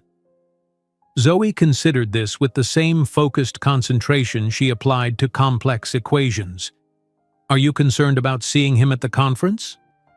Gabriella smiled at her daughter's perceptiveness. "Not concerned exactly. It's just unexpected. For so long he was this significant figure in our origin story, and now he'll be just another business person in the audience." "While you're on stage as the keynote speaker," Zoe observed with a hint of pride, "that's a satisfying narrative arc." Despite the seriousness of the conversation, Gabriella laughed. "You've been spending too much time with your literature professor."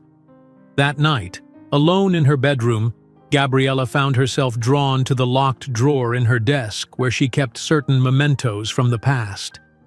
The envelope Marcus had thrown onto her coffee table 15 years ago, still containing the original $10,000, served as a tangible reminder of how far she had come. She had kept it not out of sentimentality, but as motivation during the hardest days. She held the envelope without opening it, remembering the weight of despair she had felt that night. Marcus's cruel dismissal had nearly broken her, but ultimately became the catalyst for everything that followed. Without his rejection, would she have found the same driving determination? Would Zenith Analytics exist? The irony wasn't lost on her.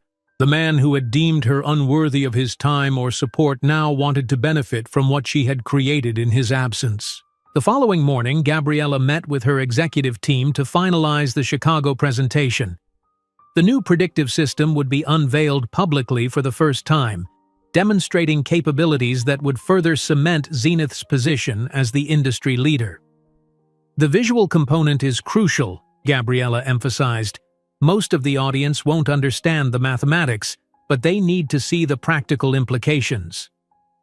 "We've developed a real-time market simulation," explained Daniel, her chief technology officer.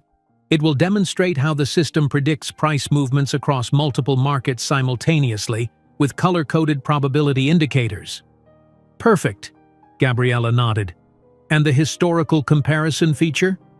"Ready to go," Daniel confirmed. "We can show how our system would have predicted major market events from the past decade, including those that caught traditional analysts by surprise." As the meeting concluded, Claire appeared at the door. "Dr. Johnson, there's a call from MIT's president regarding the proposed research chair." This was unexpected but welcome news. Gabriella had been discussing the establishment of a research position focused on mathematical applications in financial technology, funded by a $10 million endowment from Zenith.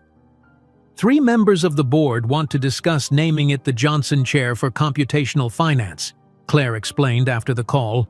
"They specifically mentioned wanting to recognize your contributions to the field. A research chair bearing her name at MIT, the academic validation would have seemed impossible during those desperate days when she'd struggled to balance equations and childcare. Now, it was just another milestone in an extraordinary journey." The week before the conference, Gabriella's schedule filled with preparations. Her stylist selected a wardrobe of power suits for the various events, each one chosen to project authority and success. The days of ill-fitting second-hand blazers were long behind her, replaced by custom Armani and tailored Burberry. "The navy with the subtle pinstripe for the keynote," suggested Mira, her longtime stylist. "Powerful but not flashy. Pair it with the sapphire earrings for a touch of color." Gabriella agreed, knowing that even her appearance would tell a story of transformation. The night before their departure, Zoe approached Gabriella with an unusually serious expression. "Mom, I've been thinking about the possibility of meeting him. Marcus." Gabriella set aside the report she'd been reviewing. "And how do you feel about that?" "Curious, mostly," Zoe admitted. "From a scientific perspective, it would be interesting to observe which characteristics I inherited from him versus the environmental factors I developed from you." The analytical framing was so typically Zoe that Gabriella smiled despite the weight of the topic. "You don't have to meet him if you don't want to. And if we do encounter him, you don't owe him anything. Not your time, not your attention, certainly not your affection." "I know," Zoe replied thoughtfully, "but he is a data point in my existence. Ignoring data points leads to incomplete analysis. The morning of their flight dawned clear and bright. Zenith's private jet waited at a small airfield outside Boston, another symbol of how far they had come from the days when Gabriella had counted pennies for bus fare. As the sleek aircraft rose above the clouds, Gabriella found herself thinking about the strange symmetry of the situation. 15 years ago, Marcus had sat across from her in a tiny Bronx apartment, declaring that his career at Reynolds Investments was too important to be burdened by her pregnancy. Now she was flying to Chicago in a private jet with their brilliant daughter, about to keynote a conference where Marcus would be just another face in the crowd, his company potentially dependent on her technology for survival.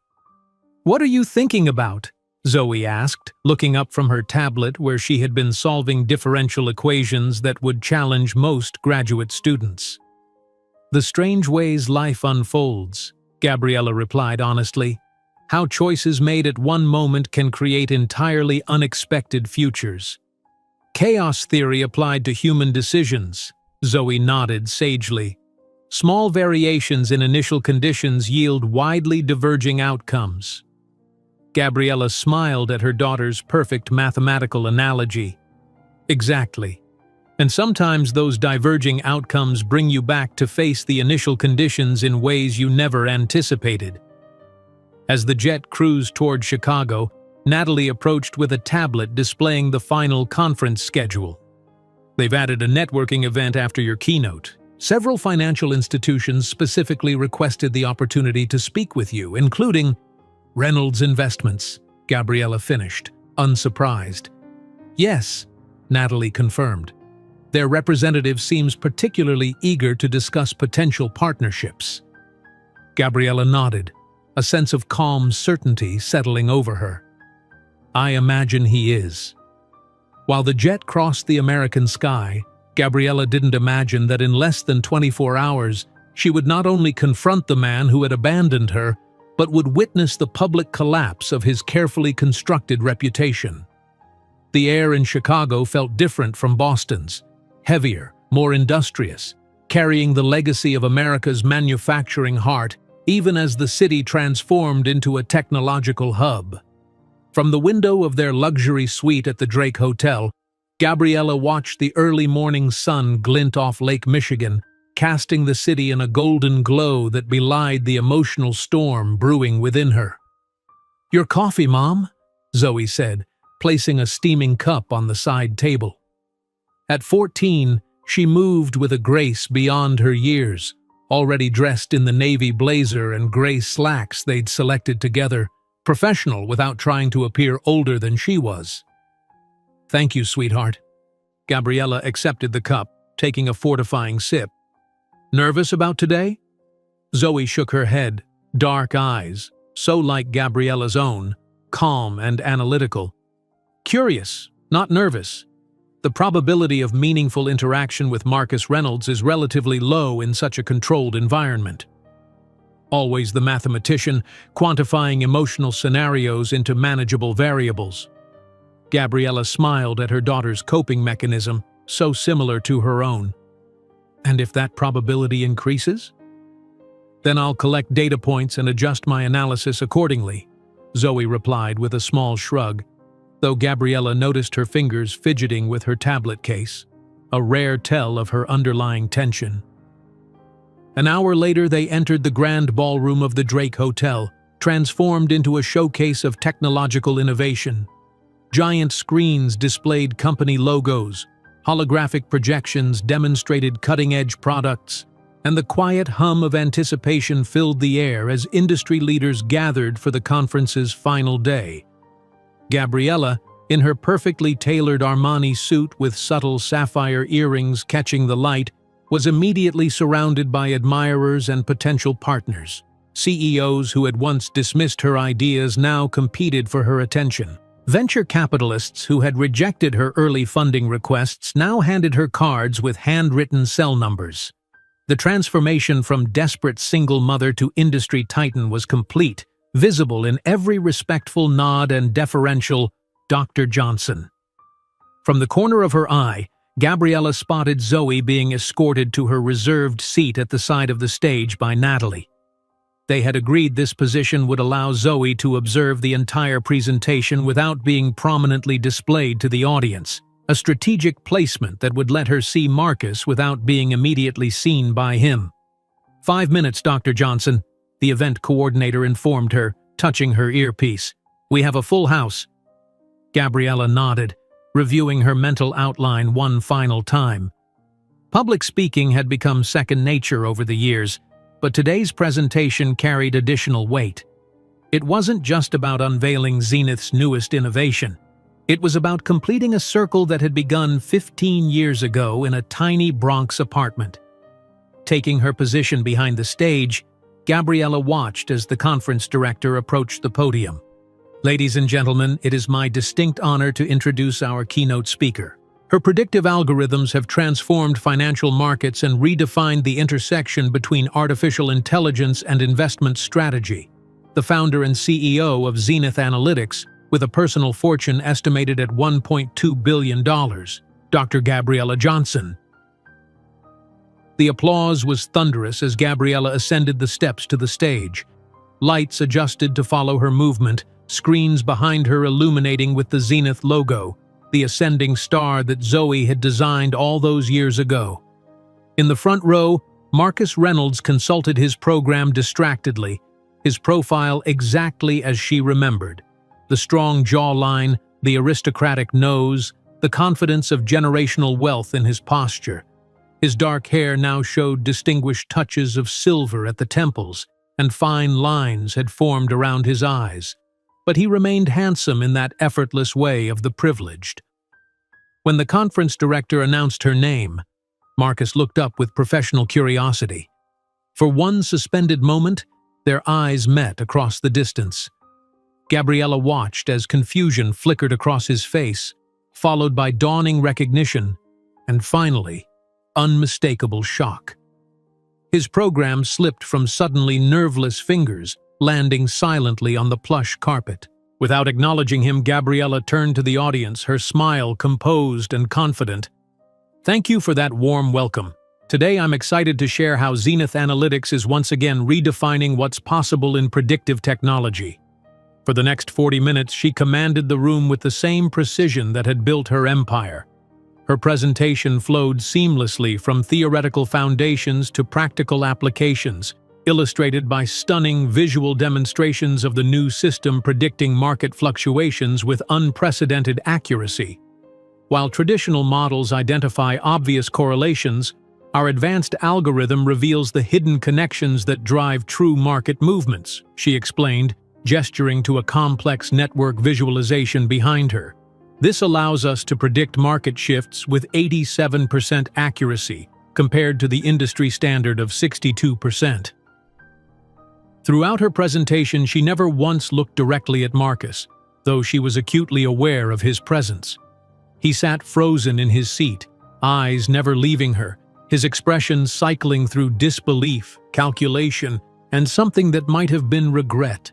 When the question period began, Gabriella fielded complex technical inquiries with ease, translating mathematical concepts into accessible language while never compromising the sophistication of her answers. From her peripheral vision, she noticed Marcus finally shift his attention to Zoe, who was taking detailed notes on her tablet. The moment of recognition was visible in his sudden stillness, in the way his knuckles whitened as he gripped the armrest of his chair. The genetic markers were undeniable. Zoe had his jawline, his high cheekbones, though softened by youth and femininity. Most strikingly, she had his eyes, not in color, but in shape and intensity. Anyone looking at them together would see the connection immediately. As the session concluded, the conference director returned to the stage, beaming with enthusiasm. Before we break for the networking reception, I have a special announcement. Forbes magazine has selected Dr. Johnson as their cover feature for next month's issue, the most influential woman in American technology, with an estimated personal fortune of $1.2 billion. Please join me in congratulating her on this well-deserved recognition. The audience erupted in applause again, many rising to their feet in standing ovation. Marcus remained seated, his face drained of color as the full reality of Gabriella's success crashed over him like a wave. The woman he had dismissed as a scholarship student with no connections was now being celebrated as a billionaire visionary while his family's company struggled to maintain relevance in the changing financial landscape. The reception that followed was a carefully choreographed dance of power and influence. Gabriella moved through the crowded space with practiced ease, accepting congratulations and discussing potential partnerships with a select group of executives. She was precise in her movements, never allowing herself to come near Marcus's position by the windows, though she tracked his location instinctively. He watched her, nursing a scotch that remained largely untouched, clearly calculating his approach. After 40 minutes of observation, when Gabriella momentarily separated from her admirers, he made his move. "Gabby, what an extraordinary surprise," Marcus said, intercepting her path with a practiced smile, hand extended as though they were old acquaintances who had parted on good terms. Gabriella turned slowly, her expression neutral as their eyes met at close range for the first time in 15 years. "Marcus Reynolds, the time has been generous to you." Her voice was controlled, professional, with no trace of the nervousness or adoration he might have expected or hoped for.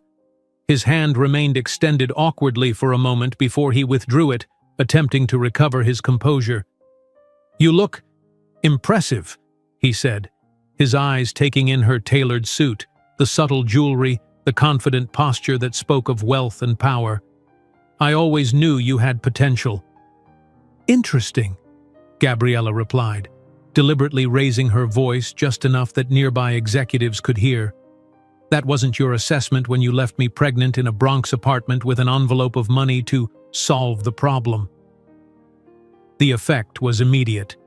Conversations nearby halted, attention shifting to their exchange. Marcus's careful smile faltered, his expression cycling through shock and embarrassment before settling on damage control. "Gabby, that was a long time ago," he said, lowering his voice urgently. "We were young. I was under tremendous pressure from my family and—" "Mommy?"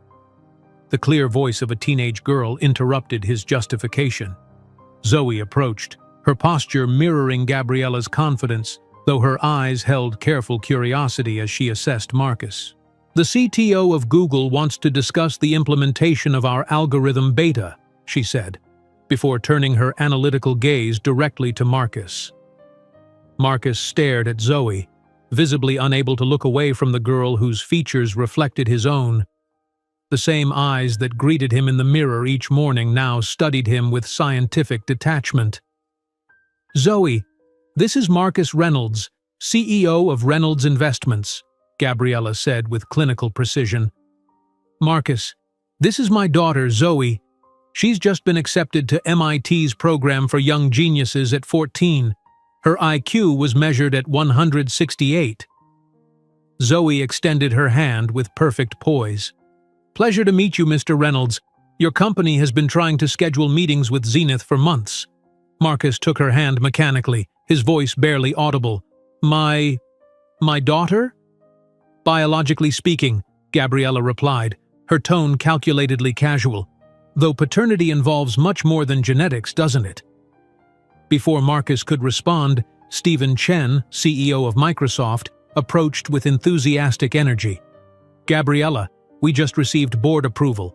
We want to implement the Zenith system across our entire financial division." "Wonderful, Stephen. Let's finalize the details tomorrow," Gabriella responded smoothly, before turning back to Marcus. "Speaking of business, Mr. Reynolds, I should inform you that Zenith Analytics has just signed an exclusivity agreement with Goldman Sachs. Unfortunately, that makes it impossible to accommodate Reynolds Investments' interests." The blood drained completely from Marcus's face as understanding dawned. The technology that could save his increasingly obsolete company from market irrelevance had just been placed permanently out of reach by the woman he had once deemed disposable. But we can offer better terms," he stammered, desperation leaking into his voice. Reynolds needs this technology to survive in the current market? Gabriella completed his thought. Yes, I'm aware of the challenges your company faces. My algorithm predicted the 23% drop in Reynolds' stock 2 years ago. Fascinating how mathematical patterns can predict even the decline of family empires, isn't it? Marcus opened his mouth, then closed it, finding no response adequate to the moment. 15 years ago, he had held all the power, dismissing Gabriella's future and their child's existence with cruel efficiency. Now, the tables had turned so completely that he couldn't even form a coherent defense. "Mom," Zoe said, checking her watch. "We should join the Google team. They're waiting in the lakeside room." Gabriella nodded, turning away from Marcus as though he were any other disappointed executive she'd declined to do business with. "It was informative seeing you again, Mr. Reynolds. Best of luck with your company's challenges." As they walked away, leaving Marcus standing alone with his untouched scotch, Gabriella placed a protective hand on Zoe's shoulder. The gesture was not for her daughter's comfort. Zoe seemed entirely untroubled by the encounter, but for her own, a physical reminder that the journey from that Bronx apartment had led them not just to success, but to each other. While observing Marcus Reynolds turn pale at the realization of what he had lost, Gabriella couldn't know that the following morning's Wall Street Journal would feature their encounter prominently, triggering a crisis at Reynolds Investments that only Zenith's technology could have solved. The morning sunlight streaming through the hotel suite's windows seemed particularly bright, almost cinematic in its intensity. Gabriella sat at the elegant desk, scrolling through her tablet as alerts multiplied like digital wildfire. The Wall Street Journal's headline glared from the screen. "Tech billionaire confronts ex who abandoned her pregnant. Zenith CEO Johnson and Reynolds Investments head intense conference exchange." The article detailed their encounter with journalistic precision, citing multiple sources who had witnessed the exchange. It included a brief statement from Zenith's communications team confirming the basic facts without embellishment. Dr. Johnson and Mr. Reynolds were previously in a relationship. When Dr. Johnson became pregnant 15 years ago, Mr. Reynolds chose to end the relationship and has had no involvement with Dr. Johnson or their daughter since.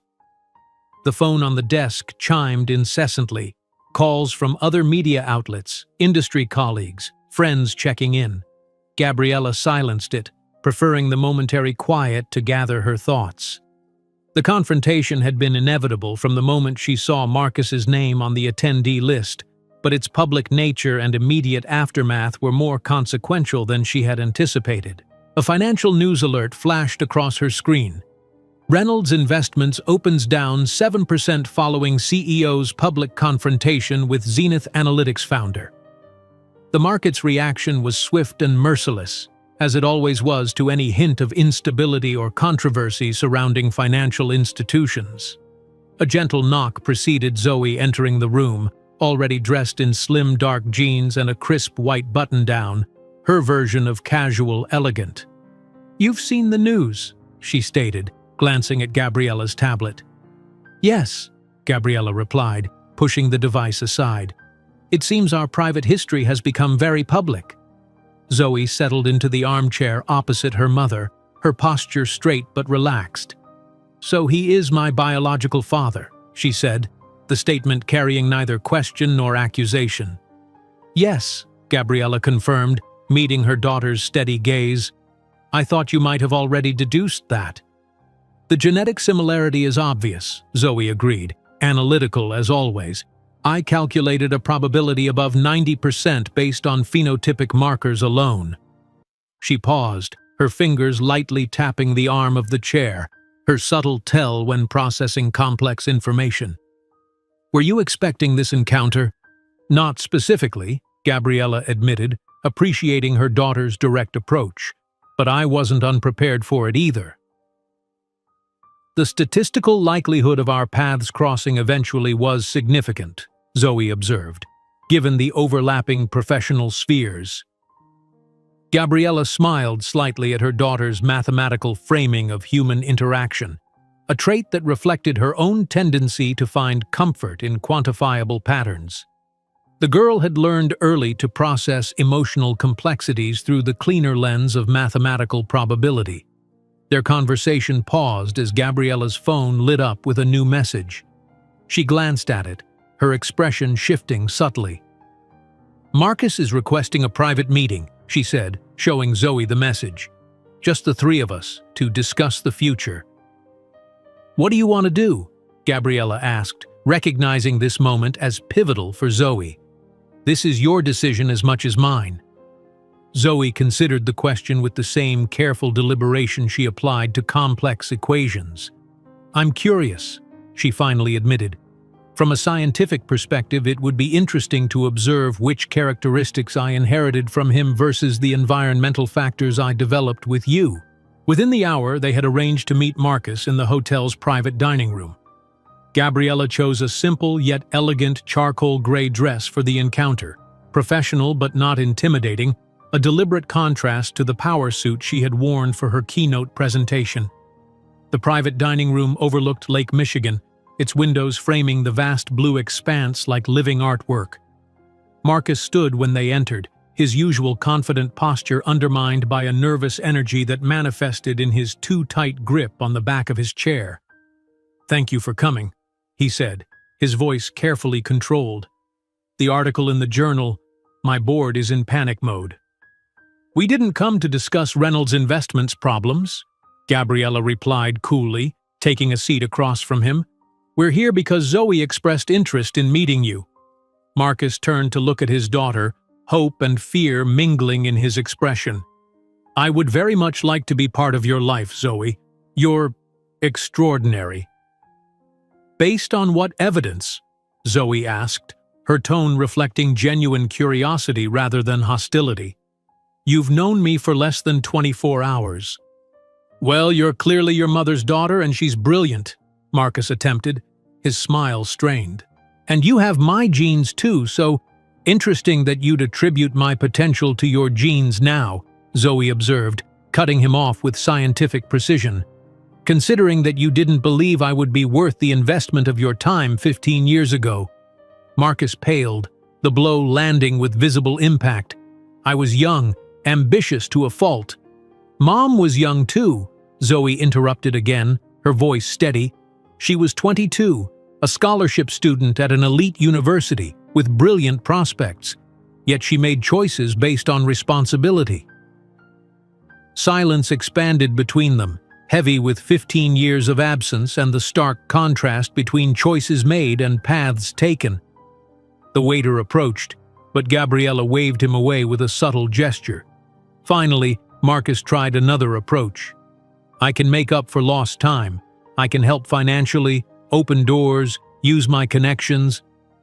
A small, serene smile touched Gabriella's lips. "Marcus, Zenith Analytics has a market value 5 times greater than Reynolds Investments' current worth. Zoe has a trust fund of $50 million. She paused, letting the numbers register. "As for connections, 3 MIT board members called me this morning to discuss establishing a research chair in Zoe's name." The reality of the situation seemed to hit Marcus with physical force. He slumped slightly, the realization dawning that there was nothing he could offer that they hadn't already achieved without him. "I understand," he said finally, defeat evident in his posture. "Then what do you want from me?" "Nothing," Gabriella replied simply, no cruelty in her tone, just the statement of fact. "We're not here for revenge or compensation." Zoe wanted to satisfy her scientific curiosity, and I respect that. "As for me, I moved on a long time ago, Marcus." Her indifference struck deeper than any accusation could have. Marcus recognized that he was completely irrelevant to the narrative of these 2 extraordinary women, a footnote in a story that had flourished without him. "Can I at least get to know my daughter?" he asked, his voice breaking slightly. Zoe glanced at her mother, who nodded almost imperceptibly, affirming that the choice was hers. "We can maintain limited contact," the teenager conceded. "Occasional meetings when I visit New York for conferences. It would be an interesting study in nature versus nurture." Her clinical framing of potential relationship cut deeper than outright rejection might have. Marcus recognized that his daughter viewed him not as the father she had missed, but as a biological curiosity, a data point in her understanding of herself. As their brief meal concluded, Marcus made one final attempt to establish relevance. Would Zenith consider allowing Reynolds Investments to participate in your next funding round? I could personally invest. You can submit a formal proposal like any other potential investor, Zoe replied before Gabriella could answer. Though we would need to evaluate whether Reynolds Investments meets our criteria for financial stability. The subtle reminder of his company's precarious position compared to Zenith's dominance was delivered with such innocent precision that Marcus couldn't even muster offense. As they prepared to leave, Gabriella signed the bill, another small reminder of the power dynamic that had so completely reversed. Marcus watched her fountain pen move across the paper, remembering a time when he had casually tossed an envelope of cash at this same woman, expecting her to disappear from his life. "For what it's worth," he said as they stood to leave, "I was wrong about you, Gabby, about everything." "Yes," she agreed simply, "you were." Later that afternoon, as they prepared for their return flight to Boston, Gabriella found Zoe sitting by the hotel room window, tablet in hand, but gaze fixed on the Chicago skyline. "Are you okay?" Gabriella asked, sitting beside her daughter. "I'm processing," Zoe replied honestly. "It's strange to meet someone who is genetically significant to your existence but emotionally irrelevant." Gabriella nodded, understanding completely. "Did you get what you needed from the meeting?" "I think so," Zoe said thoughtfully. "I observed 16 distinct mannerisms that I appear to have inherited from him. The way he taps his fingers when thinking, how he tilts his head when analyzing information." She paused. "But I also confirmed that who I am, how I think, what I value, that's from you, from how you raised me." Emotion tightened Gabriella's throat. She reached out to smooth a strand of hair from Zoe's face, a gesture she had performed countless times since her daughter was an infant. "He asked to invest in the next funding round," Zoe added, almost as an afterthought. Gabriella raised an eyebrow. "And what did you tell him?" "That he could submit a proposal like anyone else, but we'd have to evaluate Reynolds Investments' financial stability first." A small, mischievous smile played at the corners of her mouth. "Was that too harsh?" "It was perfectly accurate," Gabriella replied, matching her daughter's smile. "And sometimes accuracy is the most effective response." Their private jet departed O'Hare International Airport as the afternoon sun began its descent, casting long shadows across the city below. Seated in the luxurious cabin, Gabriella closed her eyes briefly, feeling a sense of completion that had eluded her for 15 years. The justice she had found wasn't in Marcus's humiliation or in watching his company struggle while hers soared. It was in the living proof that his judgment had been catastrophically wrong, not just about her potential, but about the value of the life they had created together. Zoe had already returned to her tablet, engrossed in a new algorithm she was developing, brilliant, balanced, and unencumbered by any sense that she needed to prove herself to the man who had rejected her before birth. As the jet carried them eastward, Gabriella watched her daughter work, marveling at the woman she was becoming, strong, just, without rancor, but with absolute clarity about her worth. The true triumph wasn't proving Marcus wrong, but creating a life so extraordinary that his opinion had become completely irrelevant. If you enjoyed today's video, I'm sure you'll love the next one. Don't waste time. Just click on the screen.